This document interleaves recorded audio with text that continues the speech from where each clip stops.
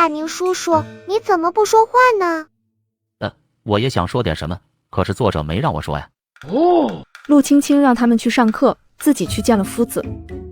自家做的一点吃食，夫子请笑呢。我来是为了谢随的事儿，他是我弟弟。谢随这个孩子是老夫教过的最有才气的孩子，你应该支持他考试的。这孩子太懂事儿了，不想给家里增添负担。我也是才知道考试的事儿，就拜托夫子了。我家小春读书怎么样啊？小春也很不错，年纪小了点，如果家里条件容许，可以一起下场试试，重在参与。真的吗？那让他和谢随一起考吧，就当去开开眼界，玩一玩了。行吧，老夫把他也加上去。多谢夫子了。阿娘，我能行吗？小春没想到他也要去参加童子试，简直惊呆了。没说一定让你考上，夫子说你有希望啊，不要有压力，尽量去考，就当是陪你谢随哥哥去做个伴了。那我也会好好努力的，还有半年时间呢。尽力就好，小春很聪明啊，夫子都夸你呢。阿娘，我想改个名。改名？现在改名这么容易了吗？没有改名卡也能改名？好啊，小春想改成什么名字呢？改天娘找李正去给你更改户籍信息。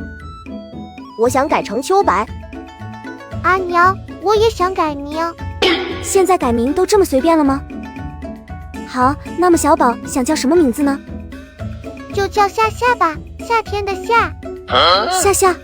夏夏动画，我之前所在的世界就有个叫夏夏动画的，据说还不错。阿娘，我也要改名。当看到哥哥和妹妹都改名了，二宝和三宝坐不住了，也要改名。你们今天这是怎么了？都要改名，是有什么原因吗？可以告诉阿娘吗？这个你问作者吧。大宁叔叔，你怎么不说话呢？我也想说点什么，可是作者没让我说呀。最后，二宝改名为冬至，三宝改名为春望。那个小胖墩是什么人？陆青青突然想到，早上送孩子上学时，看到有个胖小孩在欺负其他的同学。是镇子上周家的儿子，周家开着布庄、胭脂铺子，很多生意呢。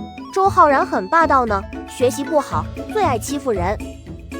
哦，他欺负过你吗？那倒没有，谢随哥哥和喜贵哥哥都会帮我的，阿娘别担心。第二天吃早饭的时候，外面有衙役来找。大人让小的来传话，店铺的事要办好了，需要您亲自去县衙一趟。好，我今天就去。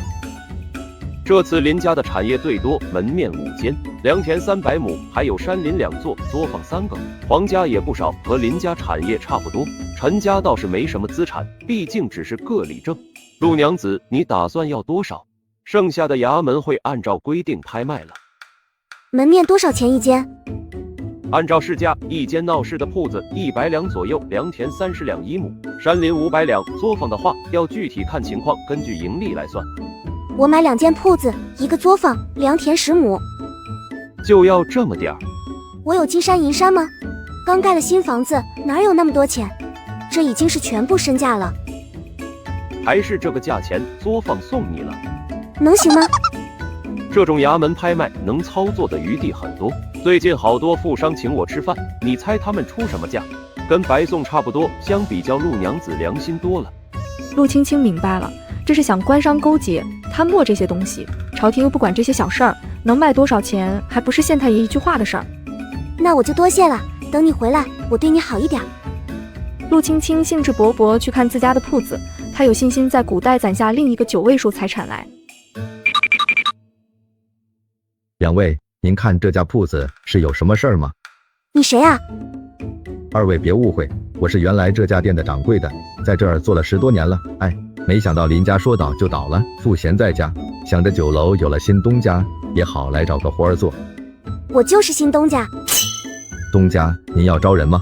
小的在镇子上人头熟悉，做了10多年，保管您满意。你留个地址，如果有需要，我回去找你。还有可靠的伙计和大厨，我或许都会要一些，你帮忙留意。好嘞，都是原本一直在店里的老人了，勤快老实，肯定可靠。陆青青摆摆手，中年男人千恩万谢走了。人到中年，上有老下有小的，他从伙计一路做到了掌柜的，除了这个别的也不会做，整天在家里被媳妇骂，老惨了。假如生活将你折磨，就吃个鸡脚脚；假如爱情让你蹉跎，就吃个鸡脚脚。时间还早，陆青青就去看王家红的馄饨摊子，只是发现围满了人，还有哭喊声传来。只见摊子前面躺着一个门板，上面一个面色萎靡的老头，进气儿多出气儿少，快不行的样子。还有几个年轻人在和王家红对峙，那女的骂得可凶了，唾沫星子喷的哪儿都是。什么情况啊？嗨，吃出事儿来了，他家的肉不新鲜，老爷子昨儿吃了一碗，上吐下泻，家里人找来了呗。吃食买卖必须干净了，幸好我吃几次没有中招。你们别听信一面之词啊，这个女的你们看着眼熟不？这不是原来那家卖馄饨的吗？同行是冤家，他们来闹事儿，就有些耐人寻味了。你就说该怎么办吧，我家公公要是出事儿，我跟你们没完。我昨天卖了那么多馄饨，怎么就你家公公有问题呀？是不是他吃了别的东西，空口无凭的？你不能诬陷我。我公公胃口不佳，吃东西最挑剔，昨天除了吃你家的东西，家里的饭菜一口都没吃，当天夜里就不行了。或许别人肠胃好，能扛得住，反正就是你家的责任，休想抵赖。这位大姐，你公公都病得这么严重，现在不是追究责任的时候，还是赶紧看大夫吧。不行，我看了大夫，他不承认怎么办？呵呵，人命重要还是你讹人重要？大夫一看，不就真相大白了吗？还是说你不敢去看大夫？你跟他们是一伙的，凭什么说我讹人？陆妹子，你来的正好，咱们的吃食不会有事儿，喜贵中午还来吃一碗呢。那是自然，你怕是还不知道，这位是原先开馄饨那家，咱抢了人家的买卖，明的不行，玩阴的了。什么？你可真够歹毒的，竟然耍这种手段！报官，必须报官！就算我家之前是卖馄饨的，才知道你家的肉不新鲜，报官我也不怕。不用那么麻烦，这位老爷子瞧着都快不行了，要是路上断了气，咱不是更说不清了吗？这位小娘子怎么说话呢？你这是诅咒我爹吗？哼，你都舍得亲爹受这个苦，还在乎我诅咒吗？让一让，大夫来了。原来池大明去把大夫给背来了，大夫喘口气就开始把脉。怎么样了？如果只是单纯的食物问题，不会拉得这么严重，看这个症状像是巴豆造成的。呸，你也是庸医，我公公这么大年纪怎么可能吃巴豆？他嫌命长了吗？你是不是这小娘子请来的托儿来帮他们的？你这妇人好生无礼，老夫行医30年，不曾昧着良心陷害过一人。你若不信，可以另请别人。不过我提醒你，令尊病得这么严重，再不治的话，活不过今天夜里。什么？大夫莫生气，不跟小人一般见识。你能告诉我，吃了巴豆不能跟什么一起吃的吗？有的，不能吃牵牛子，两者一起服用，等同于砒霜，神仙难救。听到大夫的话了吗？想要查清楚真相，其实很简单，只要你敢给你公公吃下牵牛子，就证明他不是吃巴豆；如果不敢，就是你们蓄意陷害。咱们衙门见。吃就吃，我不怕。也是，你怕什么呀？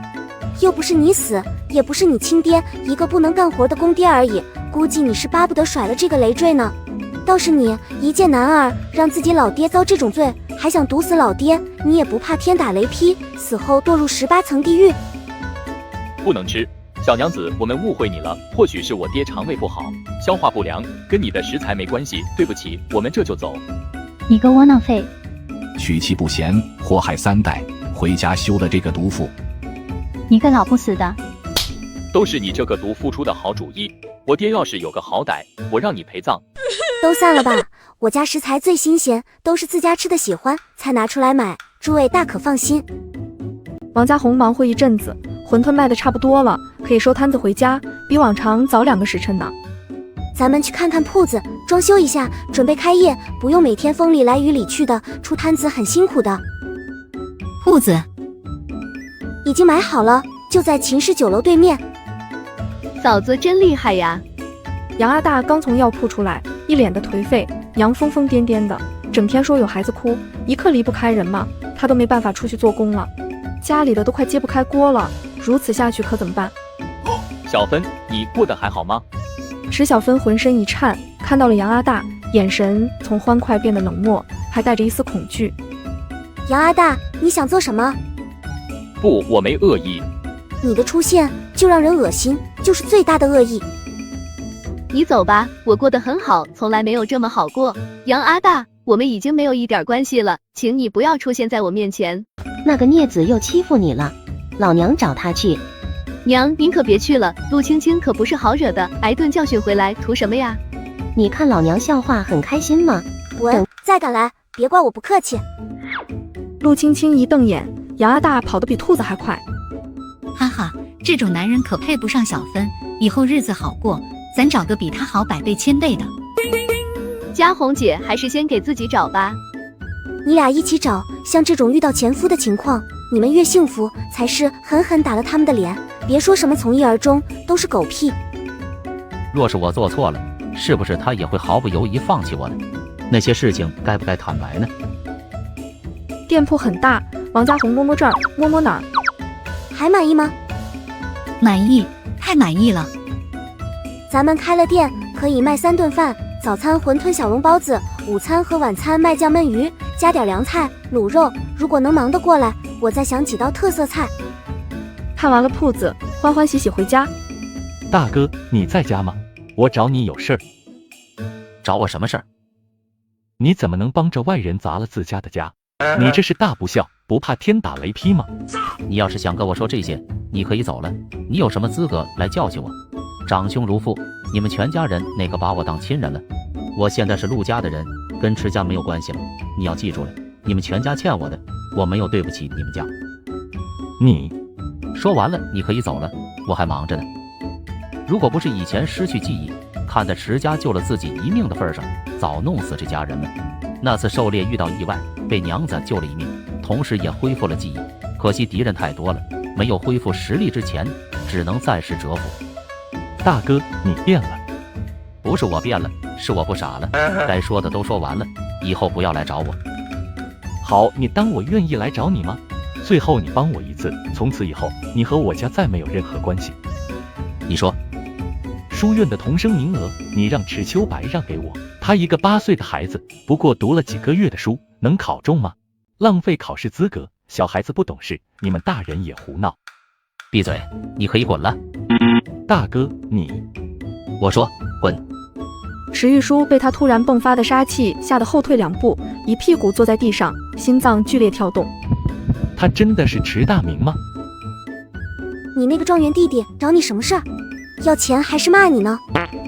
都有，还更无耻了。娘仔，我好惨，求你抱一抱我，安慰我这受伤的心。抱抱没有，踹踹要不要？幺儿咋不高兴？谁惹你了？娘帮你出气。还不是你养的好大，帮那个便宜儿子都不管我，我可是他亲弟弟。等我中了状元，他跪在我脚下，我都不会看他一眼。那个孽子又欺负你了，老娘找他去。娘，您可别去了，陆青青可不是好惹的，挨顿教训回来图什么呀？你看老娘笑话很开心吗？整天啥活儿都不干，养得一身懒膘，腰身粗的跟圈里的猪似的，屁股比磨盘子大，以后地里的活儿都你干。池老太也是一时冲动，被他一提醒，想起陆青青冰冷无情的眼神，像是蛇一样，脚步就走不动了。不过他奈何不了陆青青，还奈何不了自己儿媳妇儿吗？圈里的猪早死了，屁股大生儿子，您当初不就看中我屁股大的吗？别忘了你大孙子可是从我肚子里爬出来的。你还敢顶嘴找打呢？老二，你个没良心的，还不管管你这个不孝的媳妇儿。不用他管，我干活儿去还不行吗？夫人不早说呀，名额已经满了，令郎不妨多读1年，巩固巩固，明年再考如何？不好，那个叫池秋白的8岁就能考，我儿为何不行？池秋白学得好，有把握会过，令郎还欠缺一些。不如这样，池秋白还小，不如让我儿子去试试，明年让他考。反正他才8岁，大概是年纪最小的考生了吧？这个，夫子帮帮忙。老夫帮不了你，但是如果帮忙举荐保举的秀才，不给池秋白签字，名额就空下来了。也是啊，还是夫子高见，我先告辞了。夫人慢走。池秋白第2天去书院，夫子找到他。秋白呀，原本是想让你去考一下同事的，只是保举的秀才说你年纪太小了，不如多读2年巩固根基，所以今年你还是别考了，明年也不晚。石秋白晶亮的眼眸蓦然暗淡下来，整个人都蔫了。好吧，我知道了。秋白，你很聪明，只是多读1年，对你有好处的，夫子很看好你的。谢谢夫子。你一个当奴才的，敢说我学得不好，当我不敢打你吗？石秋白，想不到你也有今天。你想做什么？不做什么，就是告诉你，我要去参加童生试，不跟你一起玩了。你要去参加童子试？不可能，你不够资格，4书5经都背不全，写字儿跟苍蝇爬似的，每次考试都垫底，谁去也轮不到你去呀。你一个当奴才的，敢说我学得不好，当我不敢打你吗？你当然敢了，仗势欺人，又不是第1次做。如果你不是周家少爷，早被人打死多少回了。童子是不会是买来的吧？凭你真不够资格。那又怎样？我家有钱，有本事你也去买。下贱的奴才也配读书。果然，小白的名额怕是被他给占了。小白，咱们走了。开铺子是好事儿，不过老话说得好，亲兄弟明算账，这个账目怎么算的呀？娘，你别担心这个，嫂子心里有数。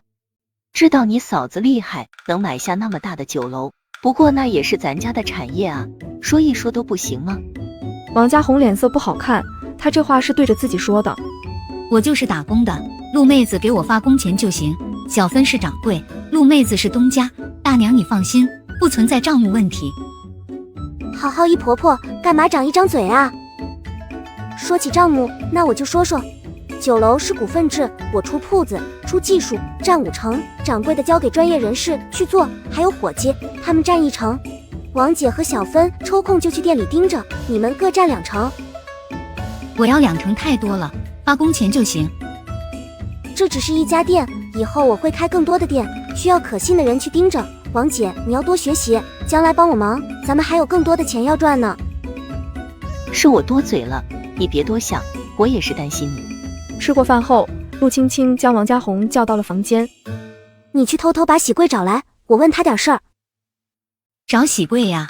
是不是他惹祸了？没有，问问书院的事儿，喜贵挺好的。喜贵进来，眼神闪烁，不敢看陆青青。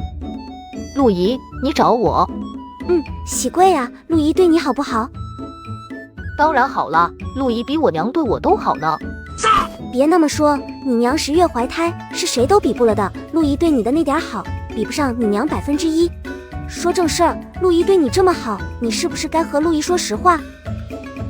啊，什么实话？我什么都没做。我虽然读书不如小白，冬至都比不上，可我已经努力了。努力就好。你知道陆姨想知道什么的，是不是啊？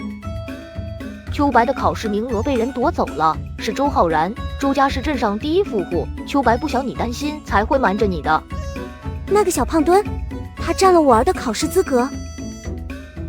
夫子说是联名保举的秀才不准，是周浩然自己说漏嘴，他家塞钱了。周家，好得很。喜贵做得很好，说的也清楚。你看，你要是不说，秋白岂不是吃了这个哑巴亏？早点睡吧。那个股份真的不用给我，我已经欠你太多了。王姐，你别想太多，好好经营酒楼，锻炼自己，将来帮我做更多的事儿。这点股份不算什么。这好吧，这是50多两银子，算我入股的钱。你要是不收，股份我也不要了。好，我收下，你也早点睡。大人，有位小娘子找您，说是姓陆。姓陆？他怎么来了？快请。莫不是想他了？薛前久自恋的想着，谁让本大人俊美无愁呢？你能行？必须行啊！男人哪有说不行的？没事儿，不行也没关系，我给你弄点药，将来保你儿孙满堂，妻妾和睦。县太爷乐不思蜀了，不打算回去了吗？唉，没有，我正要回去，你就来了。陆娘子，你是特意来找我的吗？陆青青白了他一眼，一副你在想屁吃的表情。童子是你知道吗？当然知道了，明年开春举行，我还是主考官呢。本县令第1次主持科举，想想还挺高兴。那就好了，你是秀才吗？陆青青记得史书上记载，能当县令也是很不容易的，起码是进士，家里还要有钱疏通关系，才能做个县令。这个我不是。那你是举人了？那个也不是。那就是进士了，失敬失敬。看我不该以貌取人的，能做县太爷，肯定是有真才实学。早知道让我家小白和冬至跟你读书了呢。也不是的，陆娘子别激动哈。那你是什么？你怎么做上县太爷的？我不需要科举啊，不过我从小也读书的，天文地理、四书五经、治国之道我都学得很好。至于这个县令是我爹帮我弄来的，我家是京城的，有点权势，一个县令而已，我爹一句话的事儿。陆青青沉默，他忘了万恶的封建社会，特权阶级可以为所欲为啊。你爹官很大。还好吧，我来做县令也是锻炼锻炼，虽然是嫡子，但是家里哥哥们多，我娘走得早，要是不出来，我怕我活不了几年。可怜的孩子，你也挺不容易的。秋白明年想下场考童子试，原本已经说好了，被人挤掉了，需要秀才联名保举。我想找你保举，谁能想到你这个县太爷是个走后门的，我就不该对你有什么希望。我虽然不是秀才，但是秀才归我管啊，这事儿包在我身上啊。你能行？必须行啊，男人哪有说不行的？没事儿，不行也没关系，我给你弄点药，将来保你儿孙满堂，妻妾和睦。我可谢谢您了。既然你有办法，我就回去了，交给你来办了。得嘞。陆青青回到镇子上，经过一家茶楼，有人突然走出来，没留心和他撞在一起。瞎了你的眼，怎么走路的？撞着我们夫人，你赔得起吗？闭嘴，是我不对，人家还拉我一把，你这个态度，怪不得流水这么差。回去等消息，你这个掌柜的不用做了。夫人恕罪，小的不敢了，您再给小的一个机会吧。先退下，别来烦我。大妹子，你没事儿吧？是我不好，只顾着说话没看路。没事儿，下次走路小心点儿。一定，我对镇子上的人都挺熟悉的。大妹子，你挺面生的，不是镇上的人。我是村子里的，夫人好眼力。我夫家姓周，你喊我周姐姐就好。这是我家茶楼，以后常来坐坐，姐不收你钱。我先走了，后会有期。周夫人慢走。回到酒楼，池大明带着人正忙活着。娘仔，你回来了，一天不见你，去哪儿了呀？我去县城找县太爷了，忘了跟你说，不错呀，做得挺好的。是有什么事儿吗？我不能帮你。每个人的身份不同，能做的事情自然也不同，谁也不是万能的，你没必要计较这个。我懂，只是想知道你都忙什么，我也尽量学一些，不让你那么累。王家红去给阿大阿二送晚饭，迟迟不见回来，陆青青直觉不大好，准备去找一下。隔着老远，就远远看到有人拦着王家红，陆青青眸光一沉，捡起一个石头，几步走近，砸在了男人后脑勺上。谁敢打我？打你都是轻的，你还敢来骚扰家红姐？腿不想要了吗？陆青青，我求求你救救我媳妇儿吧！你别恶心陆妹子了，趁着天还没黑，赶紧送镇子上。陆妹子又不是稳婆，她又不懂接生，你这人怎么听不进去人话？你救了池小芬2次，我在县城医馆都听说了，我相信你的医术，只要你能救我孩子，让我做什么都可以。陆妹子，别搭理他，咱不救那个埋汰地方，别脏了你的鞋子。王家红，你这女的心咋这么狠？那可是2条命，你就没有一点同情心的吗？对，我就是不想让你们好过。他破坏人家家庭的时候，可曾想过会遭报应？你背着我找女人的时候，可曾想过报应？更别说你上次还想欺负我，没有亲自动手收拾你，都是我最后的仁慈了。你说什么？他想欺负你？都过去了，阿大正好来找我，他没得逞。我错了，我不是人，我以后一定改。但是孩子是无辜的，求你救救孩子吧。我可以去看看，但是有3个条件。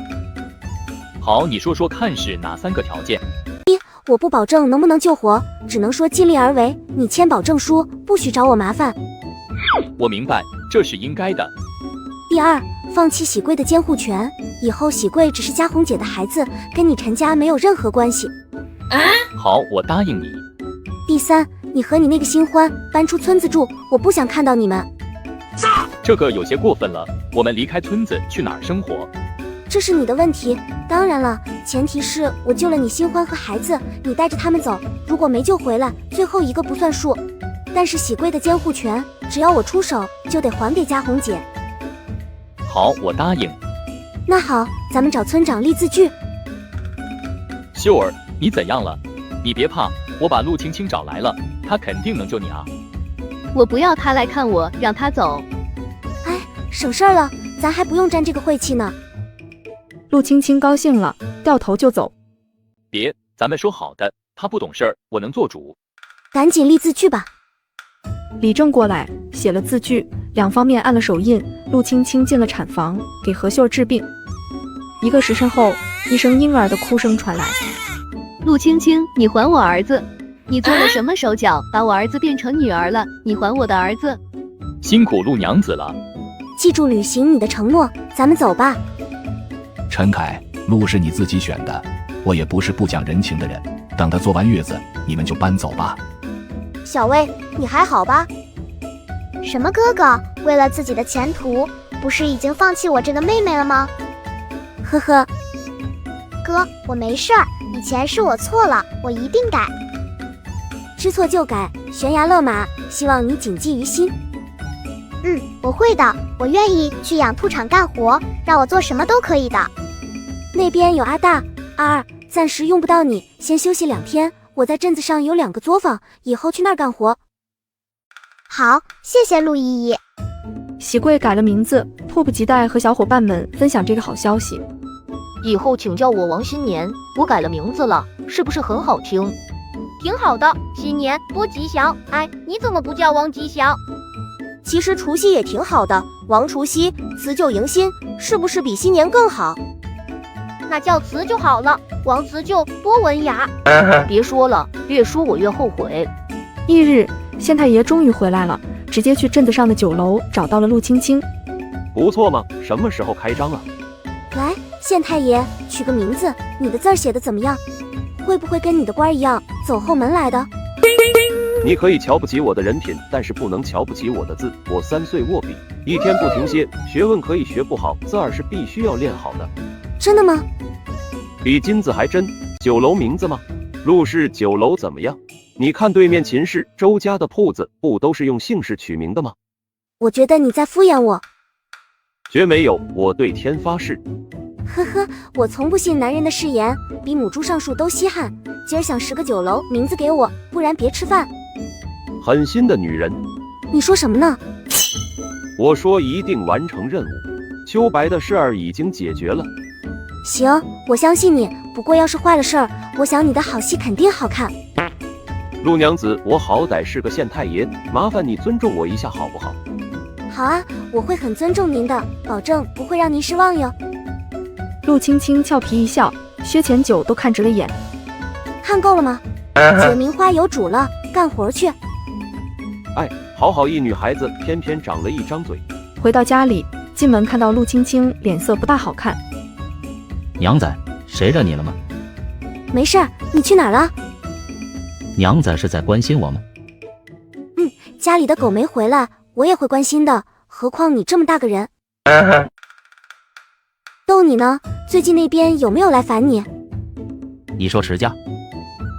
你那个弟弟去青云书院了，花了不少钱。娘仔，我真没有给他们钱，我就是打了水漂，也不会便宜他们一家子吸血鬼。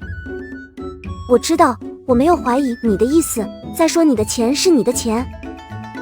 不，我的钱是娘仔的钱，我的人也是娘仔的人。少跟我贫嘴啊！算了，不说他家了，扫兴的很。薛前酒回来了，给他买10亩地，以后交给他单独种，每天我那个训练监督他做2遍啊。得嘞，保证伺候的县太爷舒舒服服的。娘子啊！怎么喊娘呢？我可没你这样的好蛋儿。这不是大哥吗？怎么见到弟弟就要走了呢？我没有，我只没看到你地上一坨牛粪，没顾上。你池玉书气得半死，他什么意思？自己还没有一块牛粪重要吗？没出息的东西，一辈子也就配在土里刨食。现在好好求求我，我中举成了老爷，让你家的地挂靠在我名下，不用交税。你先过了童子是吧？中举，呵呵。你敢瞧不起我？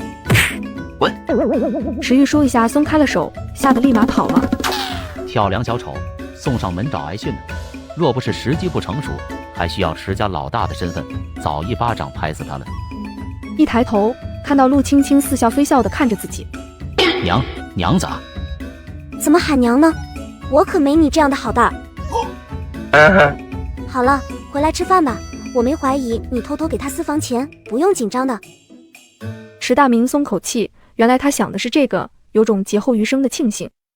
没想到这么火的四喜酒楼的掌柜竟然是个女子，失敬。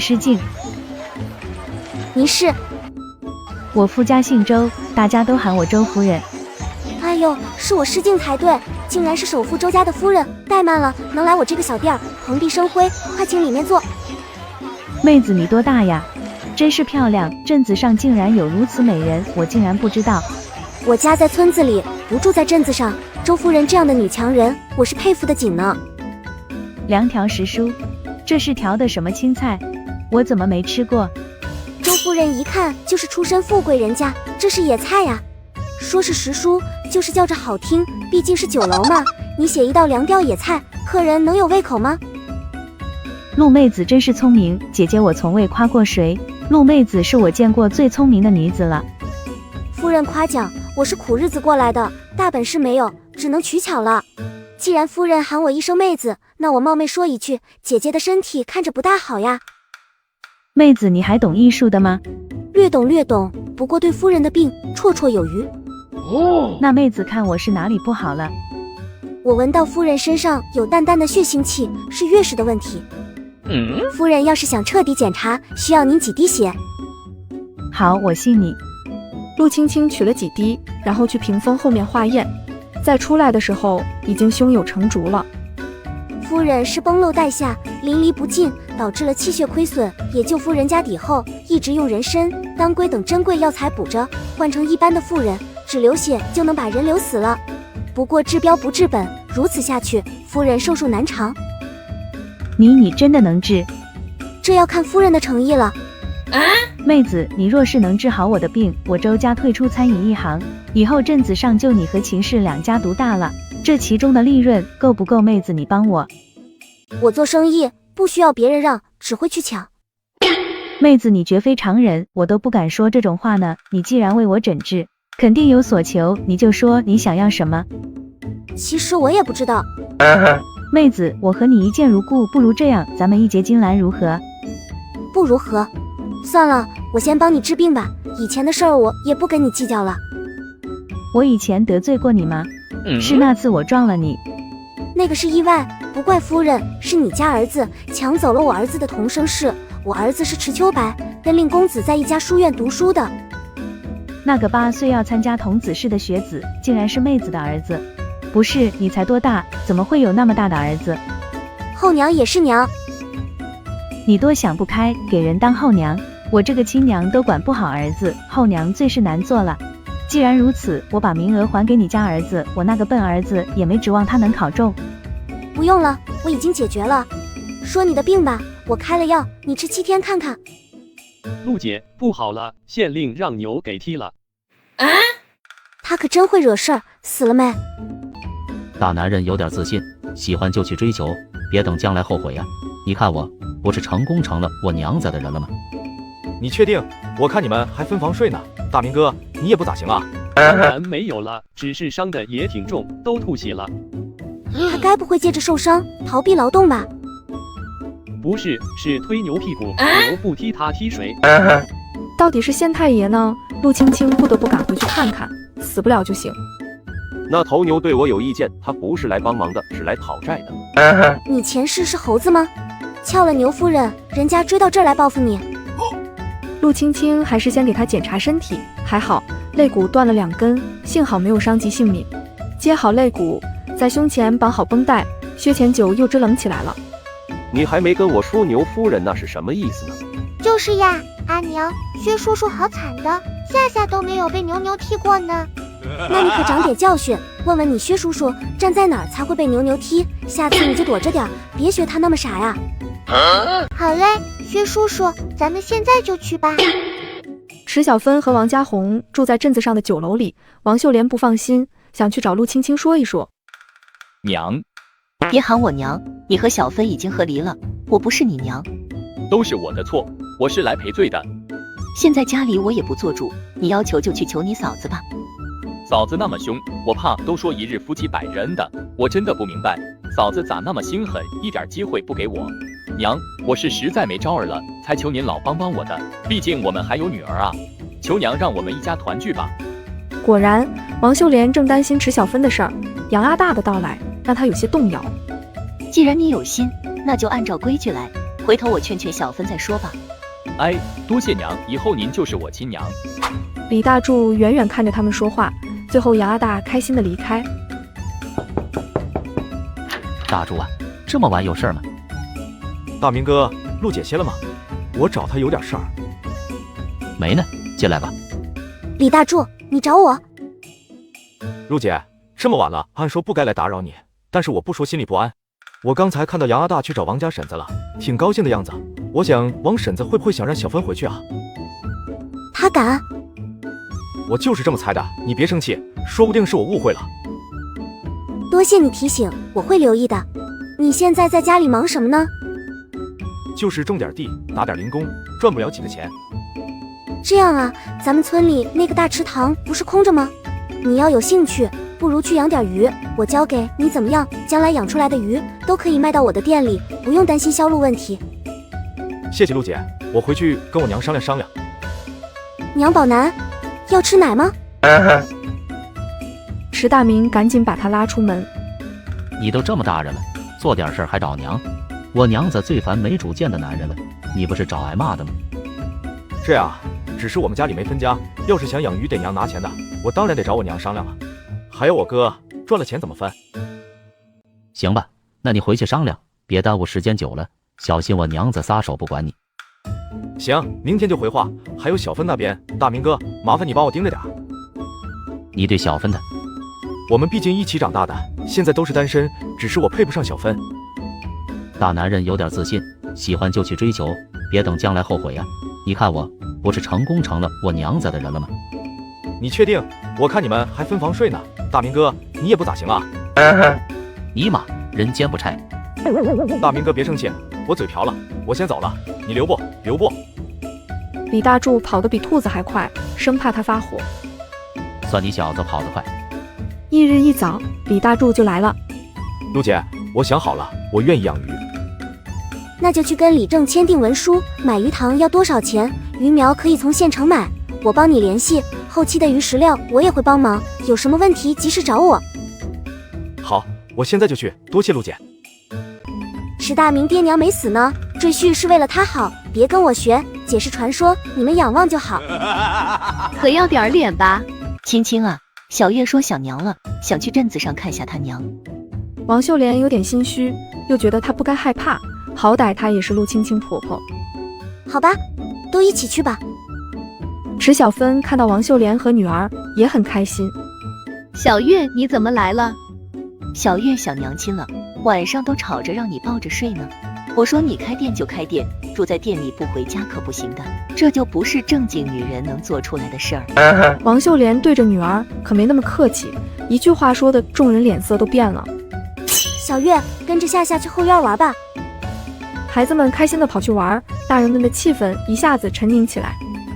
小芬，你跟娘来一下，娘有事和你说。老太太又做什么妖？杨阿大来求他，想让小芬回去。我真的想撬开老太太脑子里看看，装的都是什么。小芬是他亲生的吗？他竟然还心动了，估计是来劝小芬的。真是糊涂，小芬差点被杨家折腾的命都没了，还回去。他怎么不干脆掐死小芬算了？你掐死我吧。还好小芬没糊涂，走吧，干活了，给小芬留点隐私。小五，你来，去给姐姐办点事儿。抓着一个小伙计，想起鱼苗的事儿，让他去跑个腿儿。陆姐，您吩咐。我需要一批鱼苗，你知道哪里有得卖吗？知道的，我在镇子里1年多，都熟悉得很。行吧，货比三家，买1000尾鱼苗，问一下价钱。好嘞。有人使唤的日子真舒服。陆青青刚舒服没一会儿，王秀莲阴沉着脸走出来。你劝劝小芬，夫妻还是原配的好。不，我觉得吧，这个不乖，下一个更好。王秀莲险些没被他给气死，知道他是故意的，气哼哼的自己走了。嫂子，我怎么有这么一个娘啊？她竟然还说杨阿大会改好，就算他改好了，我过去吃的苦就能磨掉了吗？我死去的那个孩子，他能回来了吗？别哭啊，你想哭找个男人哭去，咱都是女人，不合适。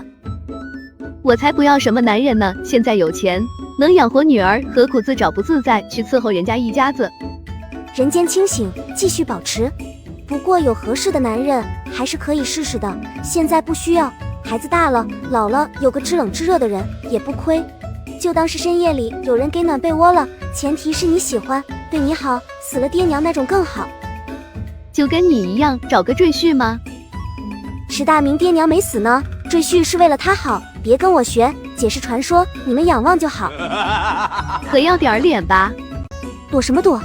敢来就敢埋，正好让你教训你那个糊涂娘，她那么喜欢杨阿大，让她接回去当亲娘孝顺去吧。让小五回来了，身后还跟着一个人。陆姐，这是卖鱼苗的，我打听了3家，最便宜、最好的鱼苗就是他家了。我想让他亲自和您说，就把人带来了。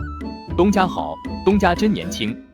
你家有多少鱼苗？3000多尾，要不是自家鱼塘养不下，也不会卖。您放心，都是好鱼苗。我家养了几10年鱼了，谁都夸我家的鱼养得好。那感情好，买鱼苗可以，我包圆了，但是有一个条件。东家请讲。你要教会我养殖技术，以后你家鱼苗我全包了，包括你的鱼也可以卖给我，还有秦氏酒楼都可以做你的客户。我们2家每天光卖鱼，每天最少200斤呢，可是大客户，值不值得你的养殖技术？鱼贩子有些犹豫，古人的思维保守，有点技术都藏着掖着，留给子孙后代。你回去考虑一下，3天给我答复。好，多谢东家。给老娘滚，耍无赖是吧？信不信老娘喊人来打死你？嘉红姐，无赖在哪儿呢？你闪开，看我抽死他！陈凯，你想做什么？陆妹子。谁是你妹子？陆妹子也是你能叫的？你家没有水，总会撒尿吧？就没照照自己什么德性，可别恶心我们了。王家红，你不要太过分。哼，你那么臭，谁稀罕过你呀？陈凯，你是来找茬的吗？我听说你这儿招人手，来找点活儿的，谁知道他不问青红皂白就骂我。一日夫妻百日恩，哪有他这么绝情的？前夫这种东西还是死了的好。陈凯啊，你说嘉红姐心狠，你带着新欢逼着她接纳的时候，可曾想过她有多痛苦？别说找活干，每天在眼皮子底下晃悠，就是你要饭到了我的店门口，给狗吃都不会给你一口。你要是个男人，就拿得起放得下，从此各自安好。不管你存着什么心思，真心悔过也好，想耍阴谋使绊子也罢，我们都不会让你留下，请你离开吧。这家东家太心狠了，喂狗都不给人家，不是什么好人。就是啊，赚那么多钱，这不是欺负人吗？她是我前妻，都是被她挑唆的，孩子亲爹都这么狠，这是什么世道？女人都变成这样了，以后谁还敢娶？真的吗？那可太狠了，以后这样的黑心店咱们可都别来了。诸位，不经他人苦，莫劝人善良。我们可以对陌生人善良，对一条狗都心存怜悯，但是对伤害我们至深的人，绝不会原谅。这个男人带着怀着孕的新欢，逼着我姐纳妾，更别说他新欢和孩子的命是我救下来的。可是你们看看，他做的是什么事儿？这种忘恩负义、始乱终弃的男人，他的话你们要是赞同的话，我佩服你们是菩萨心肠，麻烦你们接回家养着吧，我们是敬谢不敏。至于来不来我家店吃饭，也不强求，打开门做生意的，你情我愿的事儿是你们的自由。人这么热闹，做个活动吧，未来3天进店就餐者打8折，吃馄饨的送1份泡菜，现在就开始。1份泡菜还卖5文钱呢，陆青青店里的泡菜也很有名的，一度供不应求，看热闹的百姓纷纷倒戈。你还算是个人吗？欺负原配妻子，新欢孩子都生了，你还有脸找上门？就是贼眉鼠眼，一看就不是好人，滚远点儿，别耽误人家做生意。那个陆东家算我一份，我刚才可没说您坏话。到了村口，李大柱远远站在路口等着。小芬妹子，你别回家，去躲躲。杨阿大在你家呢。什么？我娘太糊涂了，怎么能让她进门呢？躲什么躲？敢来就敢埋，正好让你教训你那个糊涂娘。她那么喜欢杨阿大，让她接回去当亲娘孝顺去吧，让他们继续做好母子。就是亲女儿不关心，向着外人，脑子进水了吗？小芬，你不用心软，你娘就是欠收拾，几天不作妖，她就难受。我都听嫂子的，劝和不劝离的，你当嫂子的安的什么心？我当嫂子的只希望小姑子过得好，才不管外人的流言蜚语，面子不面子的，过得舒服才最重要。倒是你这个当娘的，一心把女儿往火坑里推，你安的什么心？你觉得他老实，他好，你跟他过呗。小芬，你还有脸来？杨阿大，你害得我还不够吗？你要是个男人，就别来纠缠，我还能高看你几分？你这样子真让我恶心。小芬怎么说话呢？那些事儿也不是她的错，都是你那个婆婆，她也不知情的，一如夫妻百人，更别说还有孩子呢。娘，你怎么那么糊涂呢？小月已经改了姓，不是他杨家的人，我跟他家没有任何关系了，你非要掺和这件事儿做什么？娘都是为你好，还能害了你吗？阿大人老实，你就是再找一个，未必有他好啊。经此之后，他肯定会改，一家三口过日子不好吗？实在搞不懂，为何老实都成了优点。老实说的好听点是本分，难听点就是木讷，情商低。你生气，他都不知道你气什么，遇到事情就会唯唯诺诺的，毫无担当。你气得半死，受不了都上吊了，他说不定还以为你当秋千玩呢。你们看看这个老实人的样子，话都不敢说一句，这不是窝囊吗？劝和不劝离的，你当嫂子的安的什么心？我当嫂子的只希望小姑子过得好，才不管外人的流言蜚语，面子不面子的，过得舒服才最重要。倒是你这个当娘的，一心把女儿往火坑里推，你安的什么心？你觉得他老实，他好，你跟他过呗。看热闹的村民们忍不住笑起来。陆妹子毕竟是你婆婆，你少说点儿，被人说你不孝可不好了。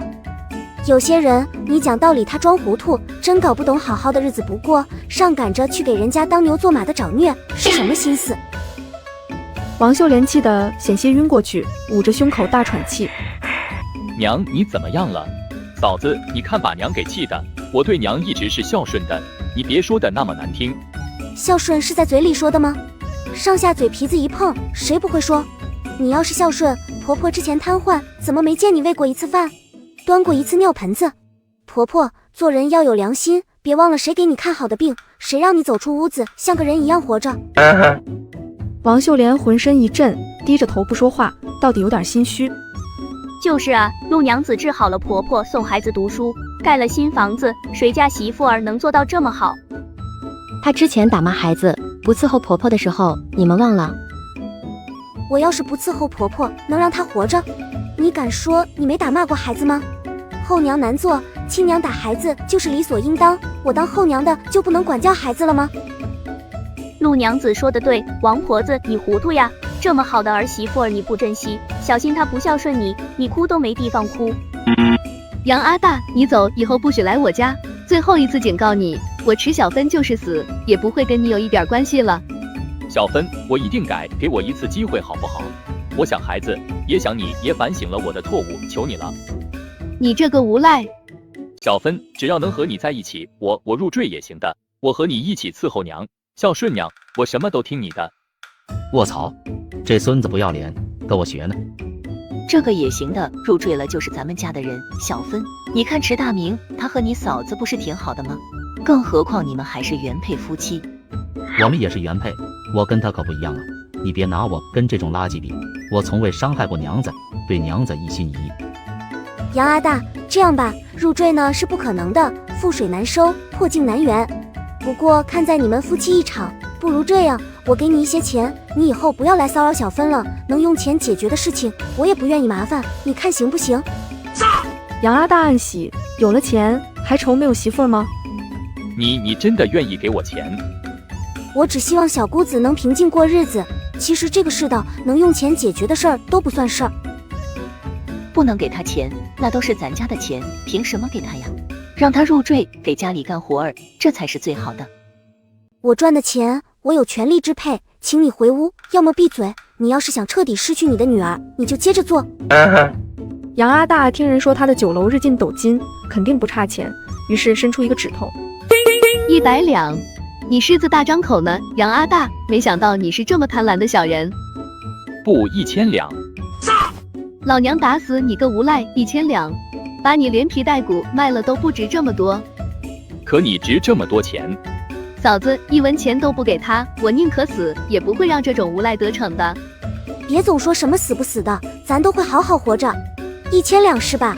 挺好的，谁说他老实的？瞧瞧多精明，婆婆呀，看看你选的好女婿啊，可长点心眼。你敢阴我？你这个小可爱！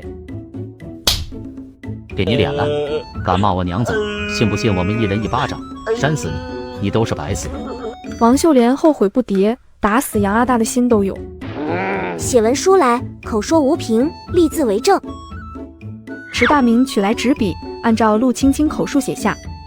杨阿大保证收了陆青青1000两银子后，再不会来骚扰池小芬，以字为证，绝不反悔。然后让杨阿大按下手印，字据生效。保存好了，送客。钱呢？你还没有给我银子呢，怎么要送客了？就是啊，陆青青，你还没给人家钱呢。1000两银子，杨阿大，你知道什么概念吗？一个家庭1年的收入不过10多两银子，镇子上一个宅子也就100两，我买一座山头也不过500两，1000两可是了不得的巨款。我当然知道，可这是你答应的。没读书真可怕，朝廷有律法，勒索骚扰他人，索取巨额钱财者是犯罪，最低5年流放，1000两巨款，我觉得你可以定居西北了。你敢阴我？你这个小可爱！给你脸了，敢骂我娘子，信不信我们一人一巴掌扇死你？你都是白死。说什么对小芬有感情？说什么想孩子？这就是你的深情？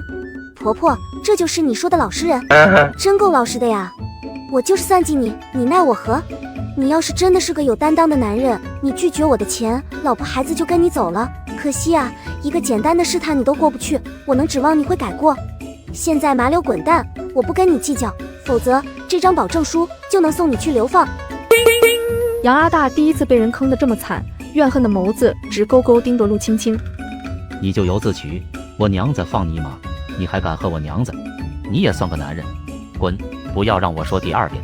揉制兔子皮的事儿，这是一个很大的商机。用石灰揉制的话，这样的皮子虽然会短暂保持不坏，但是用不了多久就会脆掉，太浪费了，还是用盐的好。娘子，你要是觉得用盐好，我可以想办法给你弄来盐。哦，你能有什么办法？我有兄弟是贩卖私盐的，价格只有1半，盐的利润太大了，最不缺私盐贩子。你一个猎户怎么能结识这种人？你也知道，我小时候走失了，后来被认回来，只是那时候我丢失了一些记忆，一直以为这里就是我的家。后来我受伤垂死之时，慢慢想起很多事情，那些个人就是我以前在外的时候认识的。娘仔，不管我以前是谁，做了什么，我都是你的丈夫，都会照顾你，保护你的，请你信任我一丢丢好不好？一丢丢的信任我早给你了，否则你能留在我家吗？也是啊，是我想多了。那娘仔，盐还要吗？要的，先弄100斤吧。我马上去安排。池大明行动很快，第2天就送来了100斤的盐。贩卖食盐利润大吗？盐的品质不大行，我提纯一下。第2天，陆青青把一袋子白花花的雪花盐放在院子里。娘仔，你给我说句实话，这盐哪儿来的？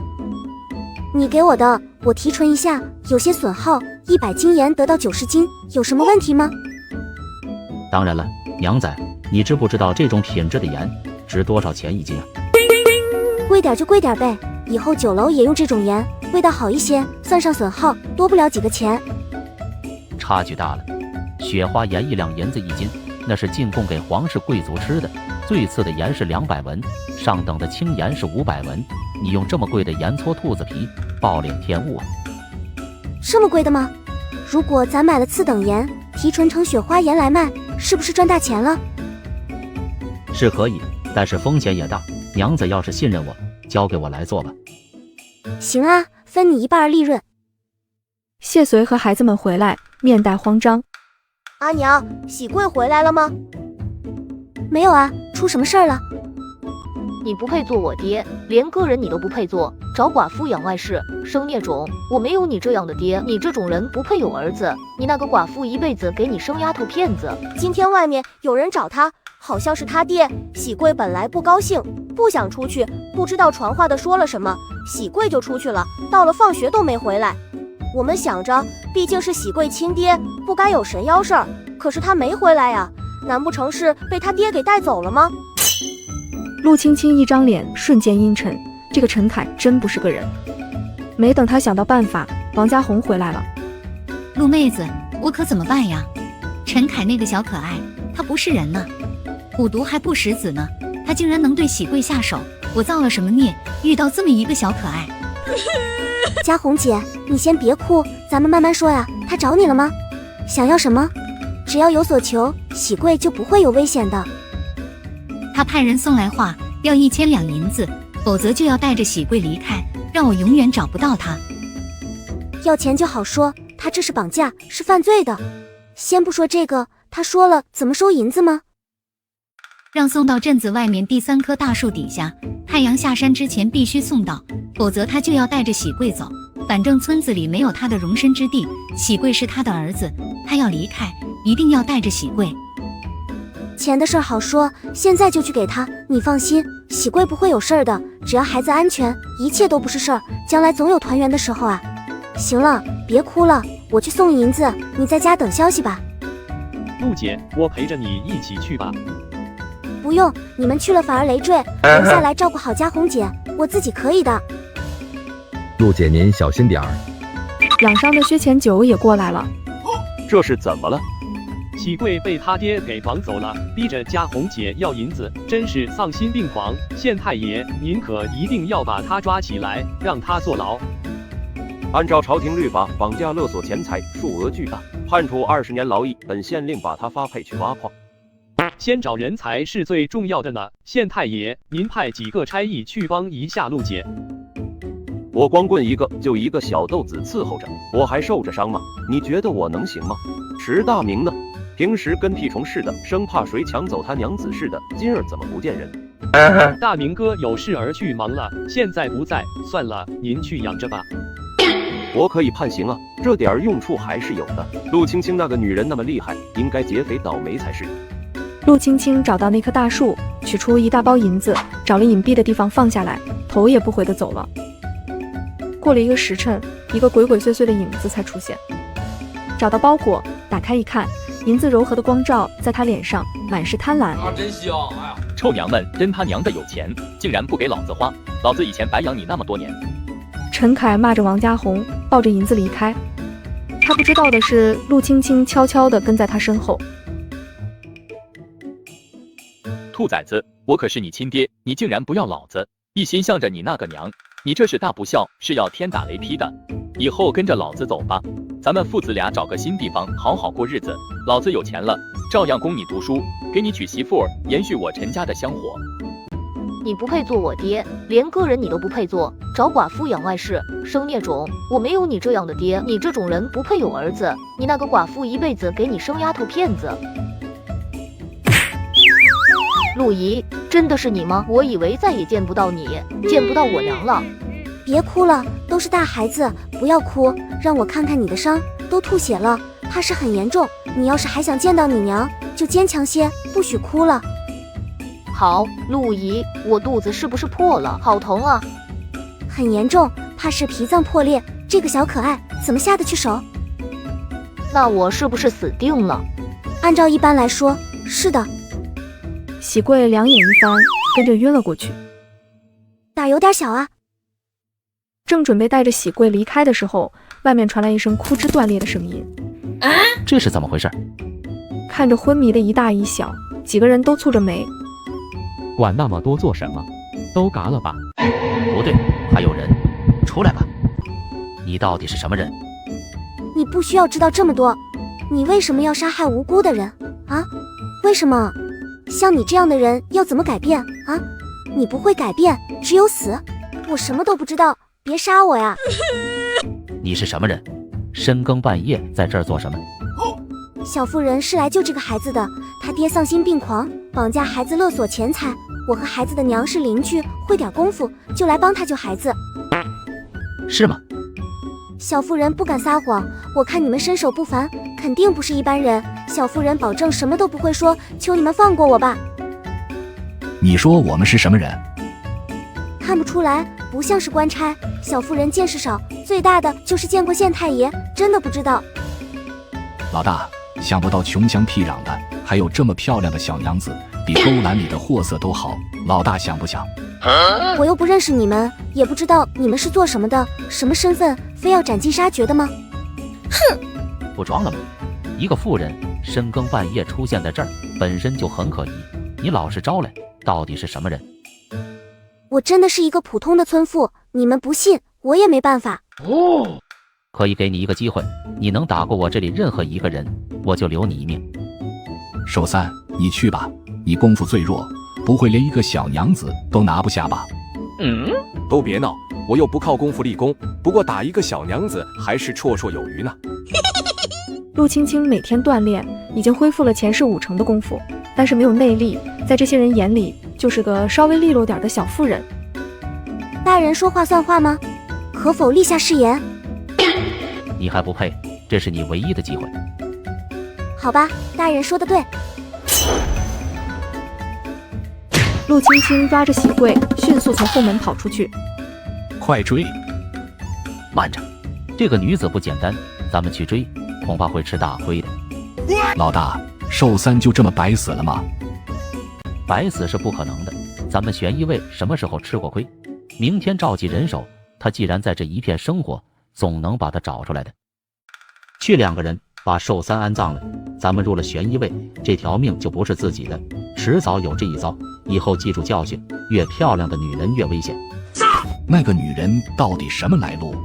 这么干脆利索的杀人手法，没有千百次的训练，做不到这么熟练，是暗影阁的人吗？难说，最好不是。暗影阁睚眦必报，惹了他们，咱们都别想活。这儿还有个人呢，把他弄醒问一问。好汉饶命啊！你们让我做什么尽管吩咐，别杀我啊！刚才跟你在一起的女人是什么人？提起陆青青，陈凯就咬牙切齿的。他落到今天这么惨，都是陆青青害的。酒桶倒豆子，直接把陆青青卖得干干净净。你说她是一个农妇，还是一个寡妇？哈，逗我们玩呢？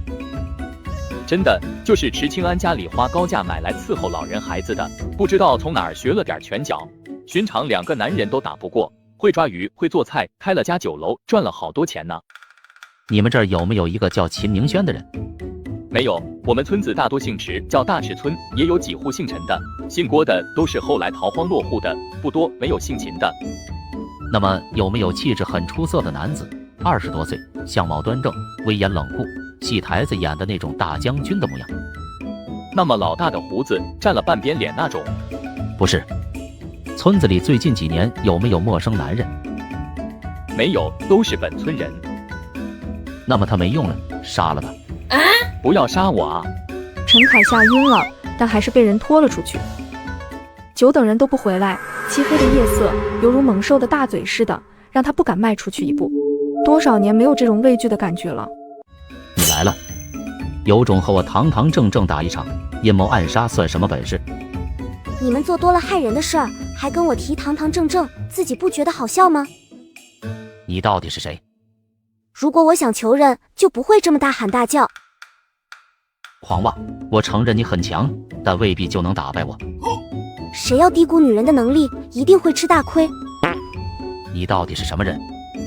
你不需要知道这么多。你为什么要杀害无辜的人啊？为什么？像你这样的人要怎么改变啊？你不会改变，只有死。你到底是什么人？好人不会死，坏人不会死，只有愚蠢的人会死。陆青青休息一会儿，给自己止了血。差点栽了，果然一直不干活，业务生疏了。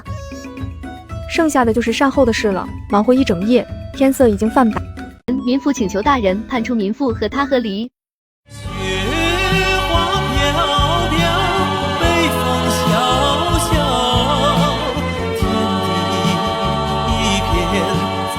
陆青青回到酒楼，天亮后派人回村报个信儿，然后就是县太爷的活了。王家红等人一夜没睡，得知喜贵被打伤了，诅咒陈凯不得好死。陆姐，您没事吧？我还好，可恨去的晚了，让喜贵遭了一场罪。大明昨天一夜没回来，不知道去哪儿了，你看用不用去找找？不用，我让他去做点事儿。县太爷呢？有没有干活？还要去抓陈凯呢，别让那个小可爱给跑了。去了，连夜找来衙役，一早收到消息就出发了。嘉红姐，你也去睡一会儿，眼底下都是黑眼圈呢。孩子没事儿的，经此之后也是好事儿，他不会被陈凯这个渣爹给骗了。不睡了，我干活去。年轻，熬一夜没事儿。李大柱昨天陪着孩子们跑跑腿什么的，希望能帮上忙。陆姐，没事，我也回村子了，鱼塘快修好了，只等鱼苗了。替我谢谢大家了，今儿下午我早点回去，请大家吃顿饭。鱼苗的事儿你也别担心，很快就有结果。陆姐，那个卖鱼苗的不答应您的条件，咱要不重新找一个吧？不答应。陆姐，咱就买鱼苗而已，你提什么条件了？我让他教给你养鱼的技术。换谁也不答应啊！可以说任何一个养鱼的都不会答应的，咱等于抢人家饭碗呢。怎么就抢饭碗了？躺着赚钱的好事儿啊！我和秦氏酒楼每年消耗的鱼可是天文数字，比他自己找销路强吧？可是咱们自己还养鱼呢，等咱养出来，不要人家的鱼，人家不是养出一个竞争对手来？算了，他不愿意，咱也不求他，不就是养鱼吗？我还不信自己养不活。鱼苗怎么说？要不要卖？给他压价，压到最低价。您放心，我一定砍价砍到他哭。不至于，人家也不容易。别来当老好人了，有他后悔的时候。陆青青，我来了。还要五体投地参拜你吗？怎么低了？谁惹着他了？李大柱对县太爷不敢造次，老老实实说了鱼苗的事儿。多大事儿啊？找我啊？您会养鱼？我不会。我可以去找人啊！朝廷有专门的大司农，负责天下的稻种种植，牛羊牲畜，养鱼肯定会。我要一个过来，这点面子还是有的。算你有点用。你就不能夸我两句？昨儿迟大明做什么去了？家里出事儿，顶大一个男人竟然不在家，全靠你一个女人撑着。你说说，要这个男人做什么？迟大明进门就听着薛前九正吐沫横飞地说自己坏话。要我这个男人没用，合着您县太爷就有用了？一头牛都干不过的男人，哪来的脸说别人没用？你昨晚上去哪儿了？知不知道家里出事儿了？那么你这个大男人还是个父母官，敢问你做了什么呢？我受伤了，我还要去抓犯人呢，不跟你说了。娘子，你还好吧？我没事儿，交钱赎人能有什么事儿？迟大明想起了那些痕迹，翻遍周围10里地，却找不到尸首，总觉得哪里不对劲儿。县太爷当众审犯人了，那个丧心病狂的爹劫持自己的亲生儿子，勒索和离的妻子，被县太爷抓到了。犯人陈凯劫持亲子，勒索巨额钱财，你可认罪？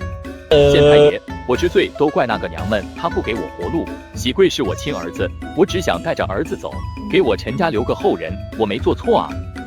不孝有三，无后为大，群众瞬间同情他了。陈凯，你要点脸，你已经娶了新人进门了，是你不要我们娘俩，现在看我过得好，就想讹我的钱，用我的钱来养你的新欢和孩子。大家伙说说，这是人做出来的事儿吗？真的吗？那可太恶心人了。这不是四喜楼的王东家吗？他人很好的，肯定是那个男人不是人。肃静。陈凯，你家那点儿烂事儿，本官是亲眼所见，当时还是本官写的文书。王家红和孩子是你自己不要的，现在看新欢生了女儿，就想起你撵出去的儿子了。不管怎么样，你挟持喜贵是事实，无可抵赖。就连赃银也从你家里搜出来的。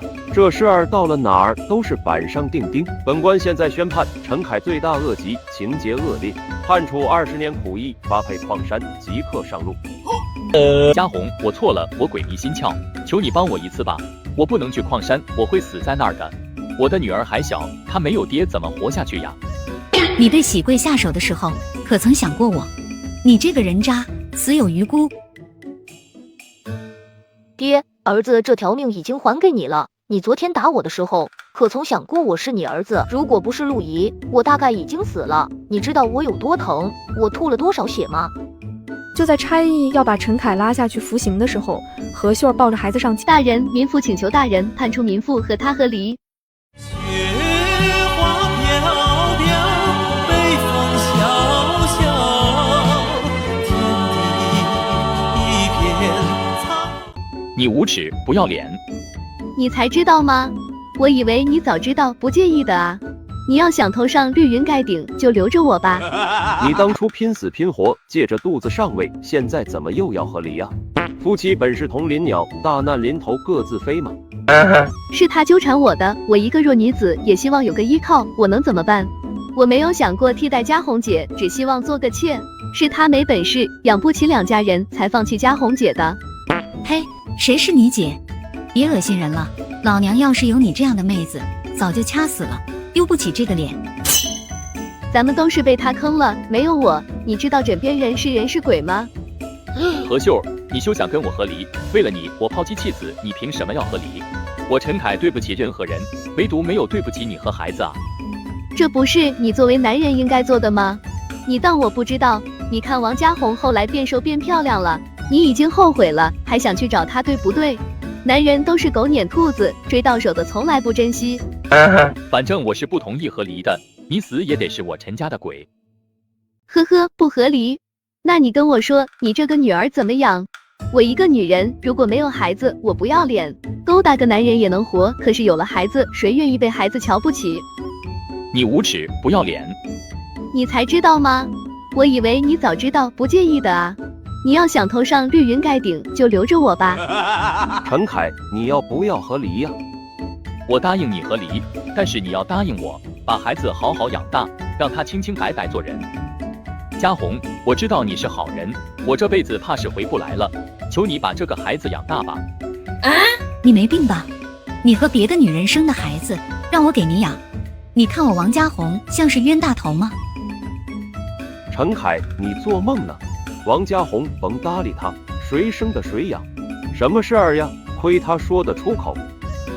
喜贵，她可是你妹妹，不管怎么样，你都是我陈家的种。你要是不管你妹妹，就是不孝，老子做鬼也不会放过你的。你简直是禽兽不如，是定我们母子了吗？喜贵跟你没关系了，你休想欺负她。不管怎么，血缘是断不了的，她是我生的，就得对我陈家负责。慢着，你怎么肯定这个女儿就是你的呢？你什么意思？何秀儿以前是什么人你也清楚，女儿是她的这个能肯定，但是是不是你的就难说了。陆青青，我跟你无冤无仇，你为何要害我和孩子？他还那么小，你非得逼死我们母女俩的吗？真是可笑，你自己做的孽，凭什么来怪别人？陈凯对喜贵下手，讹嘉宏姐的银子，你敢说你不知情吗？我要是对你们斩尽杀绝，你就是同谋，一起去做苦役。你现在迫不及待的想要摆脱陈凯，我很怀疑这个孩子到底是不是陈凯的。秀儿，你说实话，孩子是不是我的？当然是你的啊，还能是谁的？简单滴血认亲吧。借来一碗清水，取了陈凯一滴血，就要取孩子的。何秀儿死死抱着，说什么也不答应。你不肯，那就不用验血了，心虚了呗。你还是老实说，孩子到底是谁的，好让陈凯死也死得瞑目些。你不希望他以后天天来找你吧？我去做苦役，也不一定死啊。我也不知道啊。那是你们之间的事儿了。嘉宏姐，带着喜贵走吧。快走了。陈凯最终被带走，没有人同情他。陆青青，大家都是寡妇，知道守寡的日子不好过，你为何非要害我啊？你良心不会痛的吗？我诅咒你不得好死。我让你不检点，孩子的爹是谁都不知道的吗？还是说我让你勾搭人家相公，坏人家庭？你别忘了，你和你孩子的命还是我救的呢，不识好歹，你是活该。正在这时，怀里的孩子大哭起来，不知道是吓的还是饿的，挣扎之下，襁褓开了，露出小胳膊。他竟然是6根指头，这个孩子不能留是不祥之兆。何秀儿赶紧遮掩，可惜已经晚了。看到的人很多，都对这个孩子指指点点，惧怕又厌恶。我的命好苦啊，二啊，娘不让你留在世间受苦，来生你投个好人家吧。说完，举着孩子就要给摔死在地上。你怎么如此狠心？你还是个母亲吗？呵，我们母女俩一起走，这个世间哪有我们的活路啊？你看看他们的眼神，恨不得打死我的孩子，不如我自己动手。黄泉路上我们也能有个伴儿。那你也不能伤害孩子呀！来人，蓄意伤害孩子，把他打入大牢关押起来。县太爷，这个孩子怎么办？不能留的，肯定会给镇子带来灾祸。你想你图什么？图后娘进门睡你的男人，花你的钱，打你的孩子吗？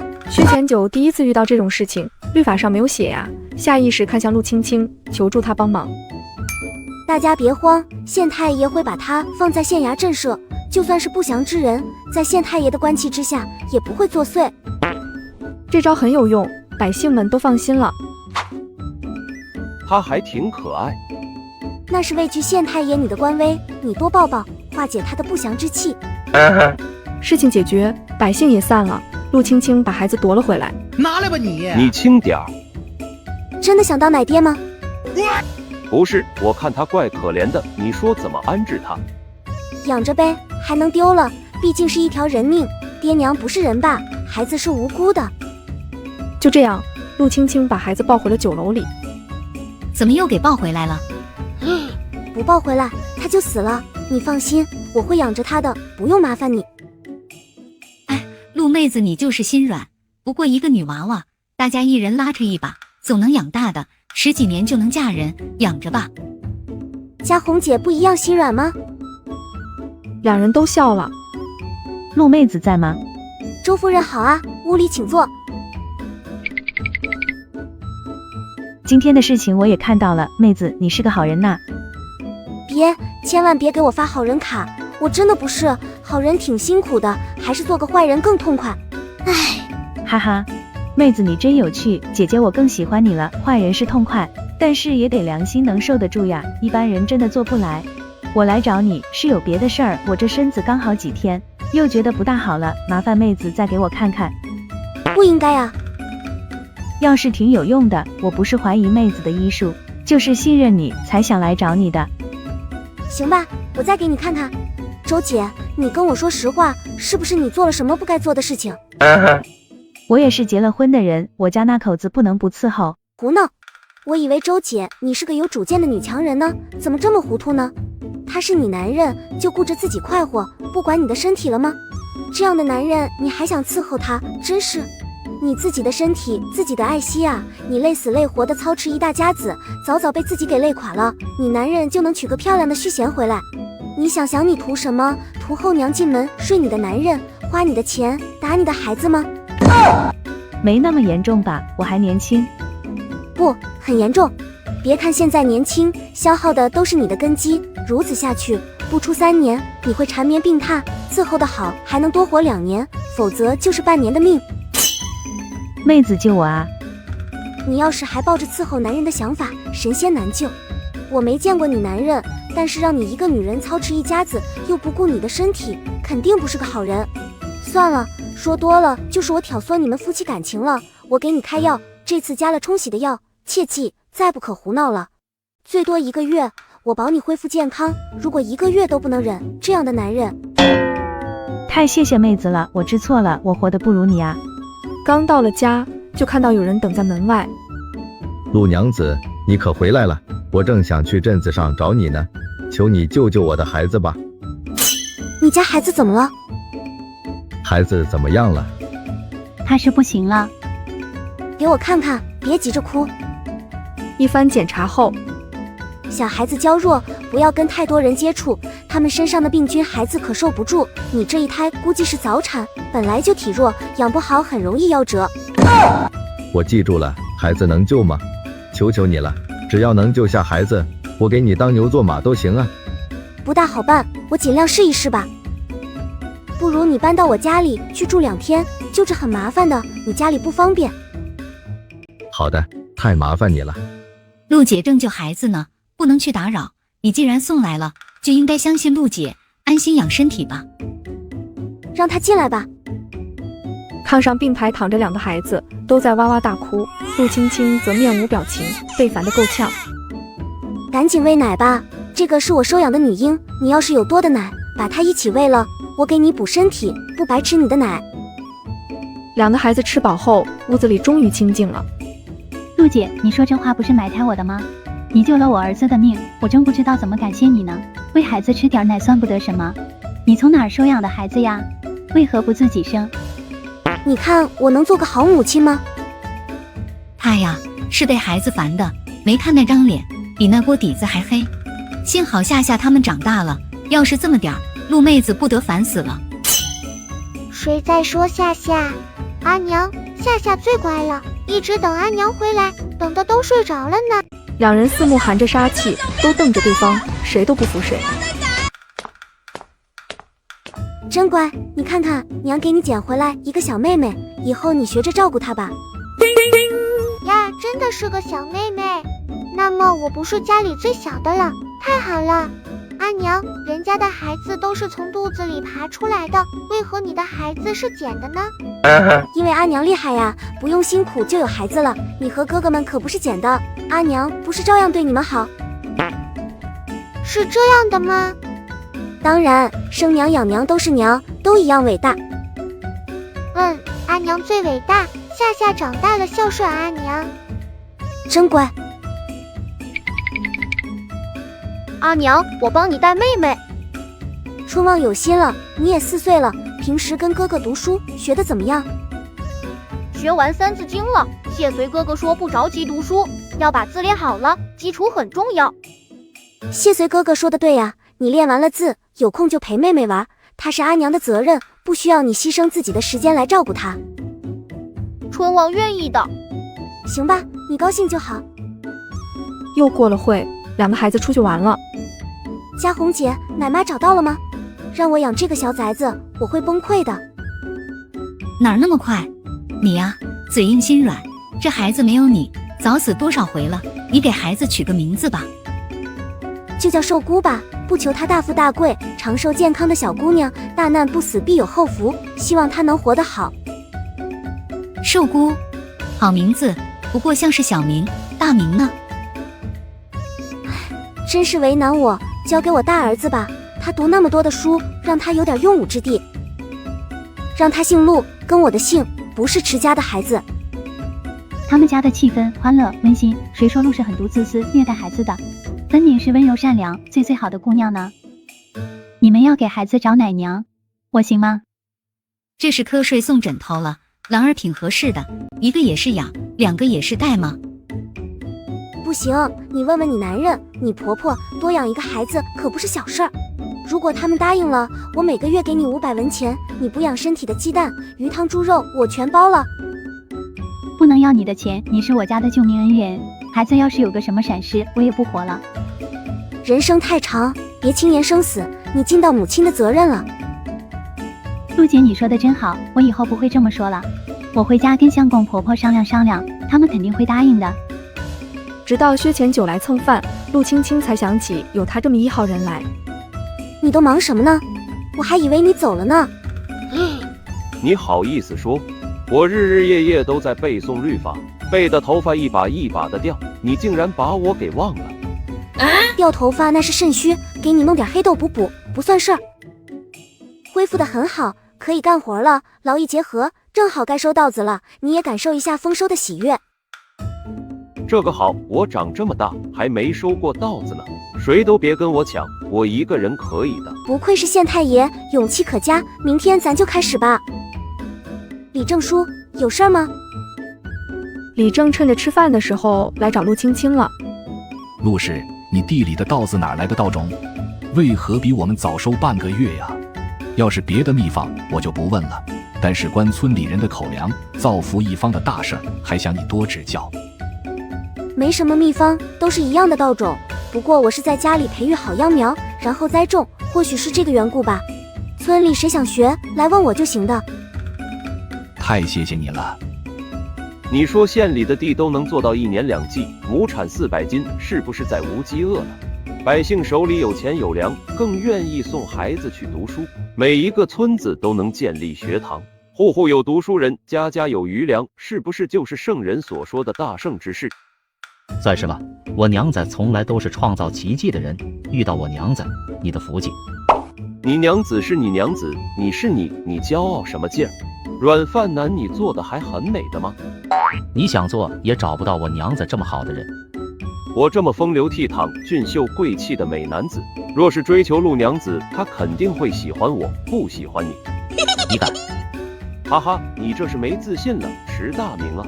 我跟你讲，这女人不给你生孩子，就有无数变数。没看陆娘子长得美，本事大，会赚钱，这样的娘子，你确定你能守得住？迟大明心里不自觉的恐慌，他配不上娘子，这个他一直是知道的。两人四目含着杀气，都瞪着对方，谁都不服谁。你是在挑衅我吗？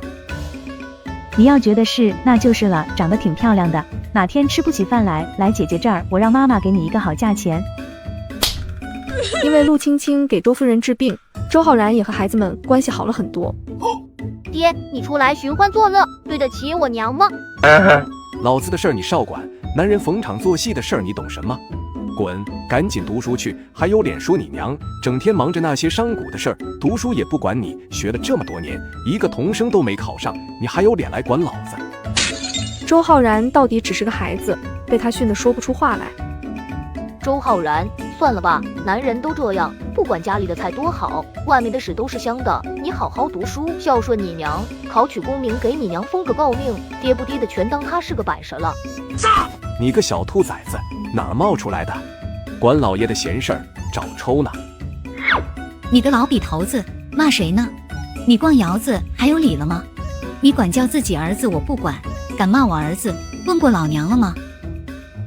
老子不跟女人一般见识。哎呦，你要这么说，我可跟你说道，女人怎么了？瞧不起女人，你别花女人的钱呐，别睡女人的床啊。当然，不是谁都有周老爷这么好命，家里有个能干的贤惠妻子，出门睡着不同女人的床，这日子神仙都比不上啊。只可怜了周夫人，拼死拼活的养着一个畜生不如的东西，命太苦了。你骂谁呢？谁搭话我就骂谁。我告诉你，周老爷做人别太过分了，报应来得晚，但是总会到，老娘就等着看你有什么好下场。王姨，咱们走吧，我想回家找我娘。好孩子，不怕，你有个好娘亲，以后就当没这个爹了，日子离了谁都能过得好。我那个死鬼男人找小三，戴绿帽子给人养孩子，现在都不知道死哪儿去了，死了都没人收拾，老天长眼，这种男人总会收了他的。就是周浩然，你长大了要对妻子好，贤妻旺三代，别学你爹。我记住了，就当他死了，我以后只有娘，不要爹了。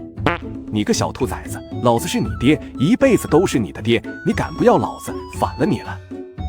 生而不养，养而不教，行为不检，品德败坏，你也配做一个父亲？不想你儿子余生都恨你，死了都不给你送葬，你大可以继续维持你那点可怜的自尊。附近已经围满了看热闹的百姓，周老爷自己都觉得丢人，赶紧走了。周老爷，下次再来啊！大男人的还能怕媳妇儿子了吗？奴家等着你呀！你是在挑衅我吗？你要觉得是，那就是了，长得挺漂亮的。哪天吃不起饭来姐姐这儿，我让妈妈给你一个好价钱。你敢打我？打你又怎的了？敢挑衅我，打你都是教你做人。姐姐我心善，不收你学费，告诉你一个乖，不是谁你都能惹得起的。来人，他敢来咱们这撒野，给我打回去！不是，你们手里的棒子哪来的？你不需要知道这么多。孩子们按照平时的训练，专门冲着他们关节、肚子等地方打，愣是打得打手们毫无还手之力。都去上课吧，该迟到了，这里交给我来处理。你不要过来啊！你沦落风尘，想必原来也是个天真可爱的女孩子，你怨恨现实也能理解，都为了活着，谁也不容易。不过你坏人家庭，心存恶意，就不值得同情了。今儿我不打你，跟你计较都是脏了我的手，滚吧！姑娘教训的对，绿无受教了，我知错了。东家，你们可回来了？账本给我看，待会儿我检查卫生，如果有不合格的，自己掂量着办。是，大东家放心，谁都不敢偷懒，都和平时您在的时候一样。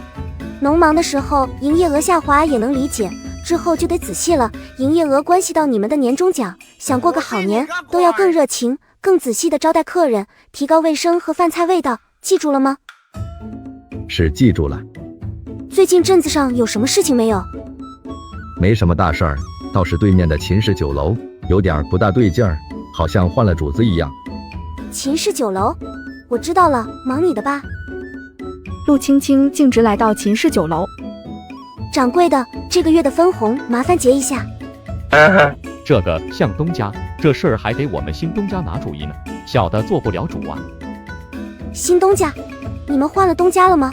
是不是之前的协议想要作废？那也可以，他人在哪儿呢？在楼上呢，您随我来。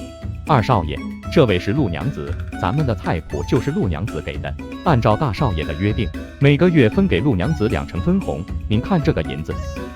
你就是陆青青？不错，正是。秦东家呢？这是我家的家事，不方便告诉你。那好，分红的钱你给不给？陆东家，请坐，咱们慢慢说。不必了，你想用我的菜谱就请给钱，不想用说句话。之前的协议作废了，请把我的菜谱还给我，正好我也开酒楼，咱们2家打擂台，看看谁能笑到最后。陆东家，这么大的火气吗？我秦家是什么地位？你一个小小的酒楼，确定要跟我家对着干？不都是商人吗？你不过比我多点钱，就比我高贵的吗？不出3年，我要想赚钱，你秦家都未必有我的钱多。自信是好事，但是自信过了头就是自大。我秦家几代人攒下的基业，你3年就想超过的吗？这已经不是自大，是狂妄了。小娘子长得这么标致，何苦出来抛头露面呢？不如这样，你跟了我，我保你一生无忧。出门没带脑子吗？还是出生的时候你娘把胎盘当人养，脑子丢粪坑了？跟你也不撒泡尿照照，一脸肾虚样，一盏茶时间能有吗？你家小妾演技挺好吧？昧着良心夸你厉害，也挺考验他们的良心的。你这个不要碧莲的小可爱，你骂谁呢？不履行契约，想占了老娘的菜谱，脸咋那么大？也不出去打听打听，我陆青青的便宜是谁想占就能占的吗？你敢打我？来人，把他抓起来！掌柜的早在瑟瑟发抖，陆青青的名声是打出来，整个镇子谁不知道？陆青青扇了他2巴掌，直接揪着走出房间。此时楼下已经有客人来，都是镇子上有头有脸的员外爷。这是怎么了？陆东家，这谁呀？秦家2少爷，不知道哪儿冒出来的，他竟然敢非礼老娘，你们说这种人该怎么办？什么？太可恶了！报官告他，让他坐牢。陆东家，使不得啊！我们2少爷失礼了，请您看在往日的情分上，手下留情啊。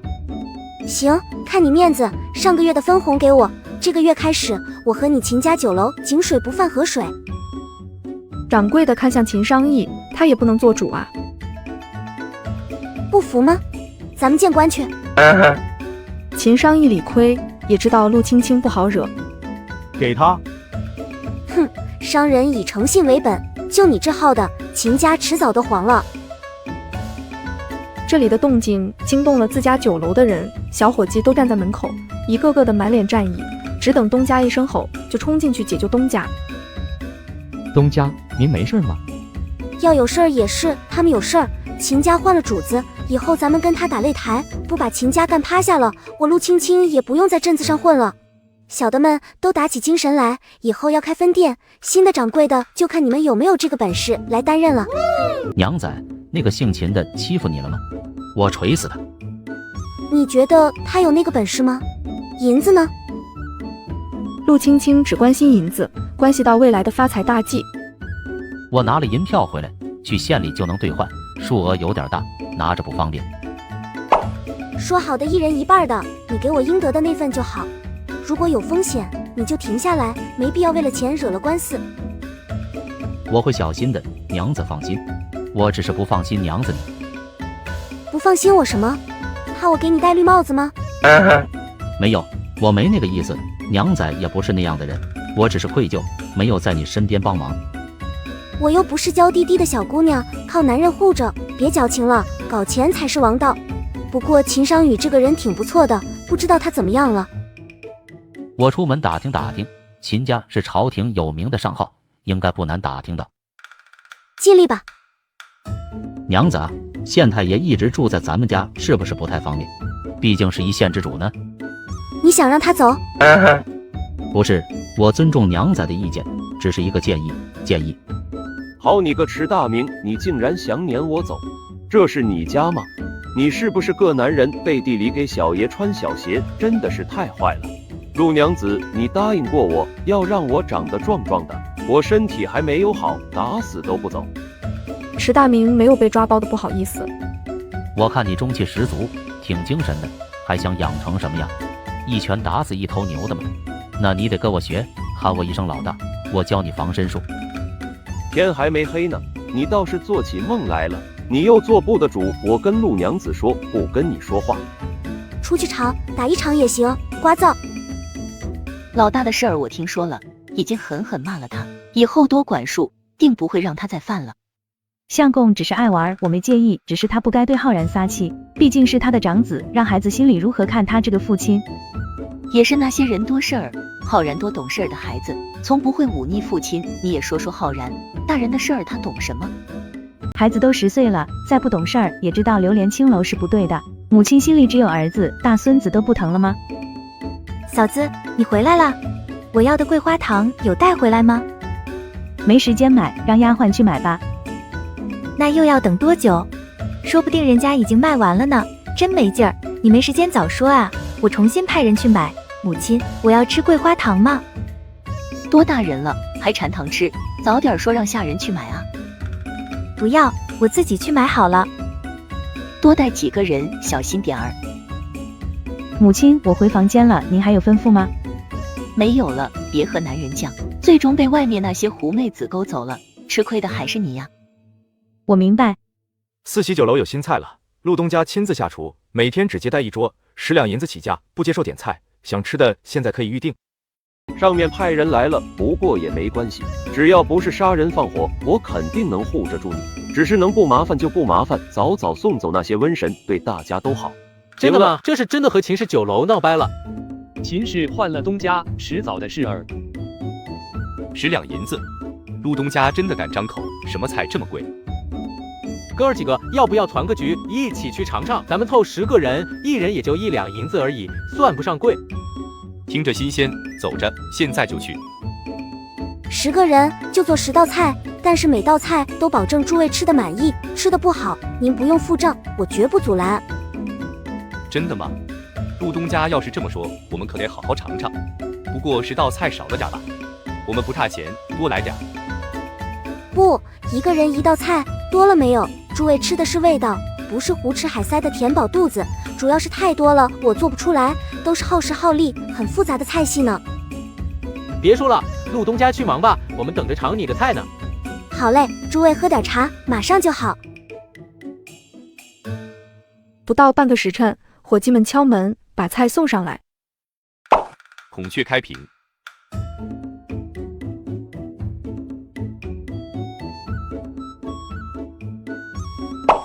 这是4喜开泰。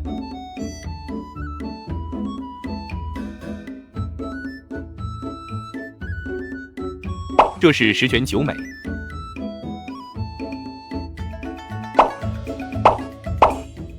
众人开始吃菜，这一动筷子就停不下来了。诸位可还满意？满意，太满意了。陆东家，明天的订饭给我家留着，我要招待一位贵客。原本想去秦家酒楼的，尝了陆东家的手艺，就订你家了。谢谢。几个人？可有忌口？提前说一下，我会错开。就2个人，但是菜的多一些，我加钱。好说，定金付一半，人不来不退钱的。陆青青的私房菜开门红，单子排到了半个月之后了。陆氏，你这是要跟我秦家为敌吗？你秦家这么霸道呀？客人都卖给你家里，谁规定只许去你家吃饭，不能去别人家的？做生意嘛，各凭本事，别忘了秦氏酒楼有现在的辉煌是谁的功劳？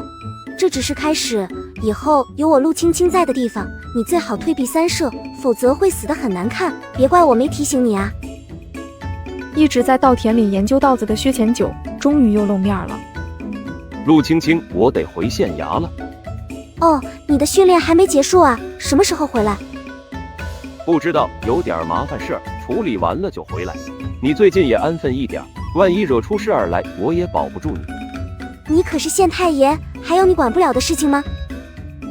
上面派人来了，不过也没关系，只要不是杀人放火，我肯定能护着住你。只是能不麻烦就不麻烦，早早送走那些瘟神，对大家都好。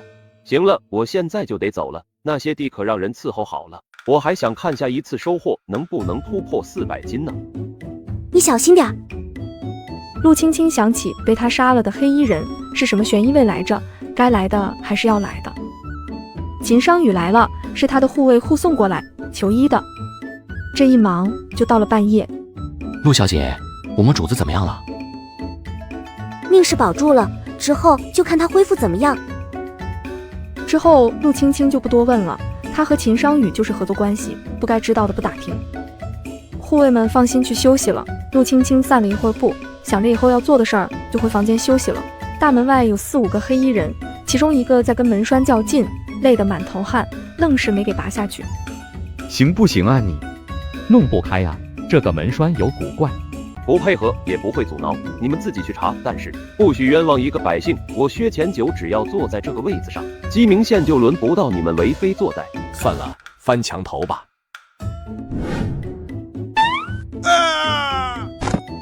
这他娘的什么地方？谁家墙头放钉子的？别骂了，目标拼死也要来这儿，肯定不是寻常地方，还是搞清楚他到底死没死，咱们才好交差啊。现在怎么办？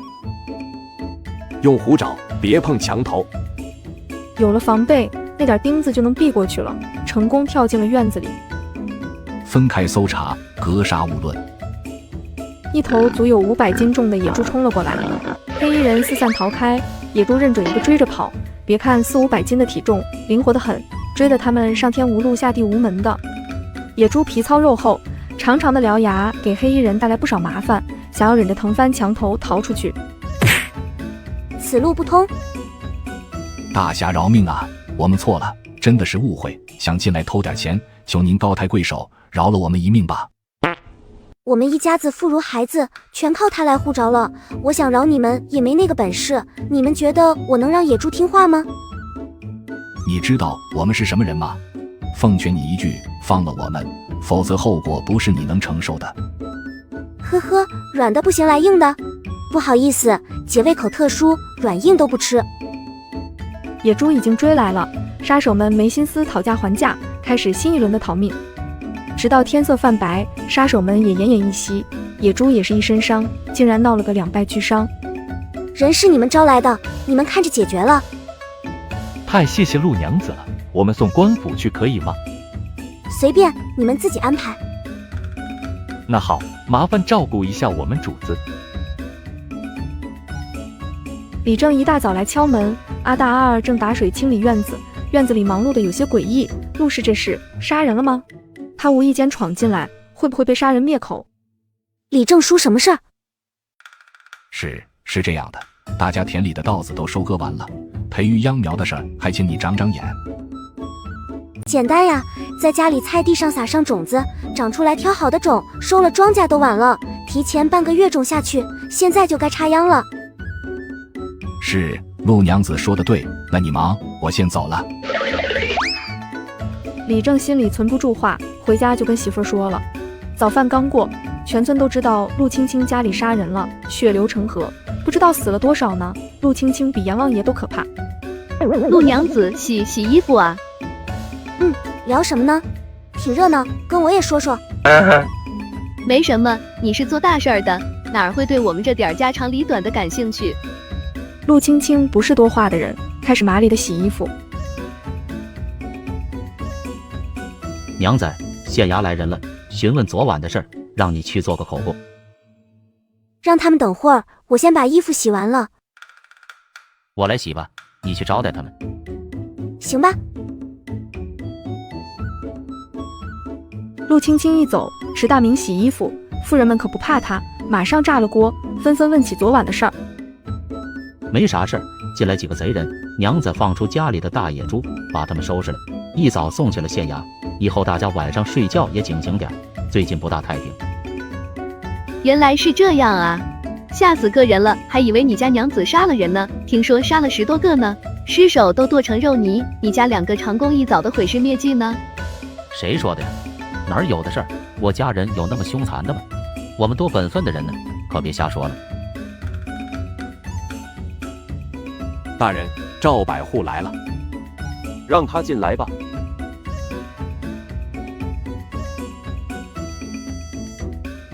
县令大人，赵百户怎么有空来我这个鸟不拉屎的地方了？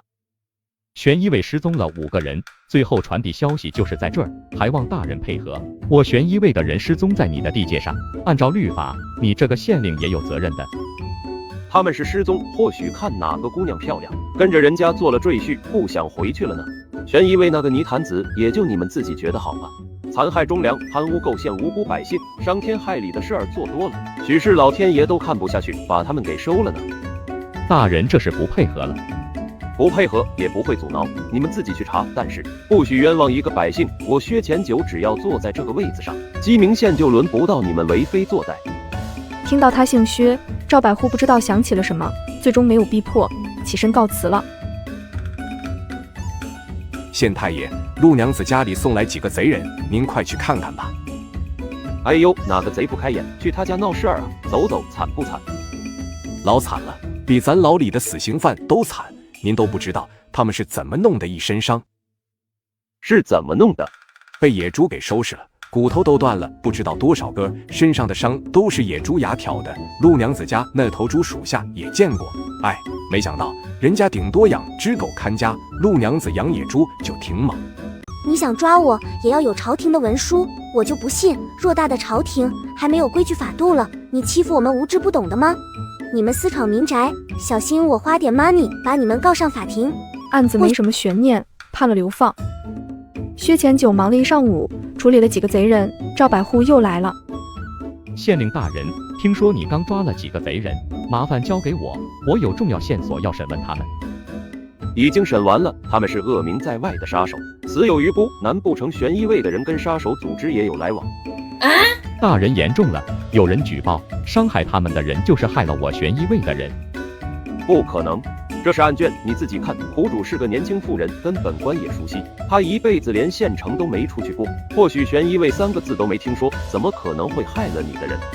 一个农妇能对付几个杀手，本身就很可疑。我要去提审这个妇人。做不到，赵百户，本官实话跟你说了，这个妇人对我有大恩，除非你有确实的证据，否则只凭你一句怀疑，休想动她。大人是要包庇他吗？难不成我手下的死跟大人有关？少栽赃我，你们悬疑卫那一套对我没用，你在别的地方撒也可以，但是我薛前九的地方，你还是老实点，回去问问你主子，我薛前九什么身份？轮到你一个小小百户来质问我？赵百户深深看了他一眼，薛前九冷漠以对，最后他只能转身退下了。惨了惨了，小豆子，你赶紧去给陆娘子说，悬疑卫那群疯狗盯上他了，让他有个准备。准备什么呀？悬疑卫盯上的人能有几个善终的？我不管，只要我活着，谁都不能欺负陆娘子。谁这么缺德？去悬疑卫告密，这不是把陆娘子往火坑里推的吗？也对呀，派人去查查这个人，不能饶了他。收拾东西，咱们回大石村。谁是陆青青？我就是，敢问你们是？悬疑卫办案，请你配合。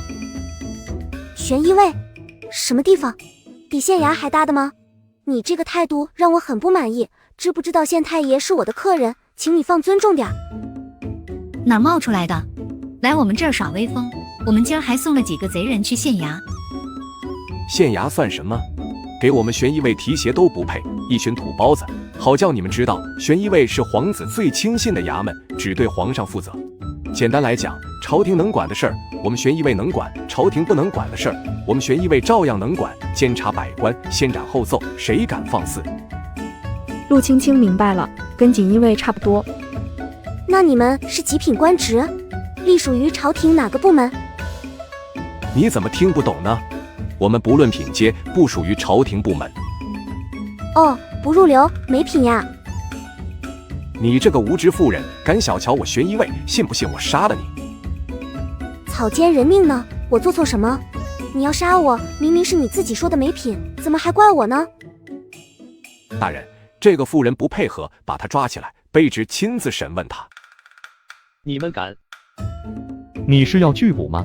悬疑卫先斩后奏，杀了你们也是白死。你想抓我，也要有朝廷的文书，我就不信偌大的朝廷还没有规矩法度了，你欺负我们无知不懂的吗？你们私闯民宅，小心我花点 money 把你们告上法庭。或许我们不懂，但是有人懂，除非县太爷来了，否则你们想杀我，也要问问村子里的人答不答应。不知道何时，外面已经围满了村民。这位官爷，我们村子素来奉公守法，陆氏更是抓过盗匪的功臣，朝廷都奖励过的。你们想抓人，总得说清楚陆氏犯了什么罪吧？你昨天抓了几个贼人？我想知道，你一个妇人哪来的本事能抓着那些身怀武艺的大男人？不是我抓的，是我家野猪抓的，2败俱伤了呢。不信你去猪圈里看看，伤得老惨了，就等他咽气，全村吃肉了。说了有功之猪留我一命的，咋还要吃肉呢？你家里都有什么人？大人查户籍的吗？这好像是县衙的事情。最近几日不得离开家里，配合悬疑卫调查。你觉得很厉害的县太爷也不敢跟我们作对。出门也得有地方去，大人多虑了。赵百户转身，陆青青送他。突然，赵百户一掌拍在陆青青心口。幼妹子！石大明顾不了那么多，直接冲了出来。你们怎么能伤人呢？就是太卑鄙了，还偷袭，不说清楚不许走。村里人义愤填膺，围着赵百户3个人要他们赔偿。让开，否则别怪老子无情。什么？赵百户死了？是啊，死在春满楼里了，就死在他们眼皮子底下，一点线索都查不出来。差人好威风，堂堂男子竟然对我一个女人偷袭，真是长见识了。李正书，让他们走吧。赵百户没理会陆青青的讥讽，他刚要走，看到了池大明。他是谁？我男人。你男人让你一个女人抛头露面的招待客人吗？首先，你不是客人，而是强盗贼人。其次，我家女人当家，他是赘婿，不可以吗？赵百户愣了一下，倒是没想到会是这个结果，带着人走了。外面，薛前九铁青着脸来回踱步，他紧赶慢赶，还是来晚了一步。悬疑卫真是欺人太甚，就没人管得住他们吗？哎，要是战神秦明轩还在的话，这些人也不敢这么嚣张。你知道秦明轩？嘘，小点声，被那些人听到了，我也得倒霉。哎，世道不古啊！陆娘子伤得严重啊？挺严重的，悬疑卫的厉害你也知道，对无辜妇人下手，真是越来越没下限了。不说这个，我知道你有苦衷的，能赶过来看一眼，已经很讲义气了。欺人太甚，我一定给陆娘子报仇。你等着，小豆子回去了，跟陆娘子说我来过了，让她好好养伤，缺少什么药材找我要，我都能给她找来。你别冲动，他们可是悬疑卫，杀人如麻的。我还是……薛前九差点说漏嘴，盯着池大明冷笑，差点被你套了话。池大明啊，咱们半斤8两，你也不是个普通的猎户吧？春满楼还是上次勾搭周员外那个花魁，正在陪着赵百户喝酒。你退下。大人是不是奴家哪里伺候的不好吗？滚！赵百户没耐心了，他可不是什么怜香惜玉的主，吓得花魁不敢墨迹，仓皇走了。回到自己房间，很是不甘。什么人呢？肯定不举，居然瞧不上老娘，老娘还不乐意伺候呢。突然一阵困意袭来，就这么睡着了。陆青青犹如狸猫一样跳进来。不一会，陆青青摇身一变，成了另外一副模样，这是前世的易容术。奴家是新来的，伺候几位爷。赵百户看他一眼，这个还顺眼。你叫什么名字？奴家春红，还望爷垂怜。哈哈，大人，终于有个能让你看上眼的，可不得好好垂怜人家。老大，你说到底谁这么厉害，敢杀了咱们的人？人外有人，说不定惹着哪个厉害的人物来，查不出来就不用查。咱们最重要的不是查他们，你们别在死人身上下功夫了。您说那位真的还活着吗？难说，黑家军的余孽最近活动频繁，如果不是他回来了，就是黑家军有了新的主子，不管哪一个，都是金上不希望看到的。可惜线索太少了，至今没有确切消息。查到那些雪花岩的来路了吗？没有，抓了几批私盐贩子，都不是。突然感觉肩上好像微微疼了一下。你做什么？大爷，奴家只是捏的力稍微大了点。多疑的他让春红退下，不需要谁来伺候。什么？赵百户死了？是啊，死在春满楼里了，就死在他们眼皮子底下，一点线索都查不出来。差役禀告，满是担忧，悬疑为凶名在外，不死一些人，这事儿怕是过不去。走，回去，本官亲自的调查。临走跟池大明告别，他正在纳闷，昨夜怎么睡得那么死，一睁眼就快5更天了。池大明，我得回去了。走吧，没人留你。是不是你杀了赵百户？你放心，跟我说，我会帮你挡着悬疑位，不会把你卖了。你说什么？赵百户死了？开什么玩笑？谁开玩笑了？真死了，所以我才回去查清楚了。悬疑位那些疯狗大概想攀咬我呢，可惜也不是他们惹得起的人。是惹不起的县太爷，您赶紧上路吧，不送了。阿奶，你怎么来了？你这孩子怎么说话呢？阿奶就不能来吗？阿奶听说你们后娘受伤，来帮忙照顾你们，不欢迎阿奶吗？阿奶小点声，阿娘休息了，家里都好，不用阿奶来照顾，谢谢阿奶好心。阿娘醒了我会跟她说。春旺啊，去阿奶家里玩吧，阿奶给你留着好吃的。好，阿娘好了我会过去，阿奶再见。陆青青已经醒了，听到动静，站在窗户边听着，没有打算露面。春旺，你还记得你亲娘吗？果然，春旺变了脸色。他只记得亲娘是个很柔弱、很漂亮的女子，只是对她淡淡的，虽然不打不骂，却让春旺不敢接近。婆婆来了，怎么不进屋呢？到底谁杀了赵百户啊？悬疑位那帮疯狗找不出凶手来，肯定不会走的，一天天的就很烦。是不是那些杀手做的？除了他们，没有人能有这么大的本事呀。你伤好了吗？没死呢。那就好，我过来看看你，家里还炖着鸡汤，好了我给你送来啊。多谢。王秀莲逃也似的跑了。阿娘，春旺，你想你亲娘了吗？没有。好孩子，你亲娘很伟大，你想她也正常，不想倒是冷血无情了。阿娘，你真的不生气？真的，你亲娘生下你是不可磨灭的事实啊。阿娘只是遗憾没有给你们完整的爱，所以以后会加倍的爱你们。阿娘，我长大一定会孝顺你。你们只要平安幸福，过好自己的日子，阿娘就算完成任务了，不用你们孝顺，阿娘能养活自己啊。来的是悬疑位剩下的人，赵百户死了，他们总得查出凶手交差。陆氏，你果然好了，一般的妇人不死也会重伤，怎么可能这么快恢复？我怀疑你跟赵百户的死有关，跟我们走一趟吧。这位大人，我不死就是罪，是不是这个意思？放肆，你敢拒驳？大人明鉴，我娘子真的伤得很重，昏迷1天1夜，刚刚才好点。不信你去问问镇子上的大夫，是孩子们调皮，娘子才出来哄孩子的。村里人都能作证，我娘子大门都没出去过，怎么可能会杀人呢？她杀鸡都不敢，要不然也不能找我这个赘婿啊。来人狐疑看着他们，陆青青的脸色确实不大好看，男人又是老实巴交的样子，再脏也得让人相信，抓这么2个人回去说是凶手，简直是羞辱上司的智商了。辛苦大人了，我娘子真的伤重，走路都不稳，真的经不住折腾。你们悬疑卫做事儿这么不要脸的吗？想找顶缸的好歹抓个正常人，陆娘子都伤成这样了，你们是想逼死她吗？今儿我告诉你们，想抓她走，除非从我身上踩过去。原本有些异动的悬疑卫又下不来台了。县令大人，阻挠悬疑卫办案，你知道后果吗？你们悬疑卫草菅人命，骄横跋扈，本官必定要和皇上弹劾你们。不想头上的乌纱帽丢掉，就给本官滚！哈哈，一个小小的县令，你确定你的奏章能让皇上看到吗？辽东王是我舅舅，你开什么玩笑？那他岂不是？薛前九淡淡看着他们，让悬疑卫们终于害怕了，转身走了。陆娘子，你没事儿吧？你要是来得晚一点，事情都结束了。干啥不行，帮倒忙第一名。你行，陆娘子怎么受伤的？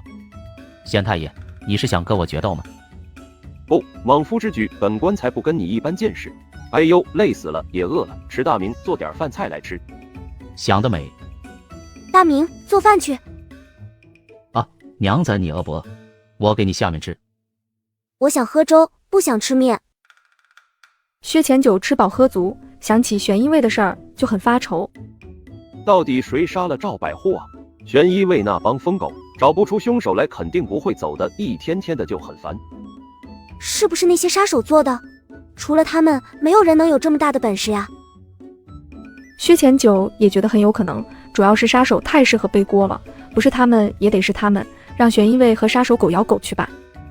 我知道该怎么办了，走了。秦商宇怎么样了？我也不知道，担心娘子，谁还顾得上他？去看看。娘子，你的身体撑得住，我没那么娇弱。陆娘子来了，主子您快躺下，小心伤口裂开。他的伤，秦东家不用担心我，还是操心你自己吧。对不起，陆娘子给你添麻烦了。确实有点，不过也挺好，我也不用顾忌你的情分，放开手脚对付秦氏酒楼，赚的钱更多。说说你怎么打算的？我要夺回秦家，陆娘子，只要我重新掌管秦家，以后秦家商号有你一半的股份。哈，这么大方？你救了我2次，整个秦家送给你都不过分。前提是你能活着回去。是，还要仰仗陆娘子。跟我合作，你不会吃亏的，商人嘛，不能做赔本买卖。我给你换药，保证你7天又是好人一个。陆青青已经恢复的差不多，感觉自己的本事和这个时代的武艺相差太远，正在想办法弥补。如果能练内力，配合他的杀招，那就更完美了。于是他把目光投向了池大明，他的功法不知道能不能学来。大明，你看我这个年纪还能学内功吗？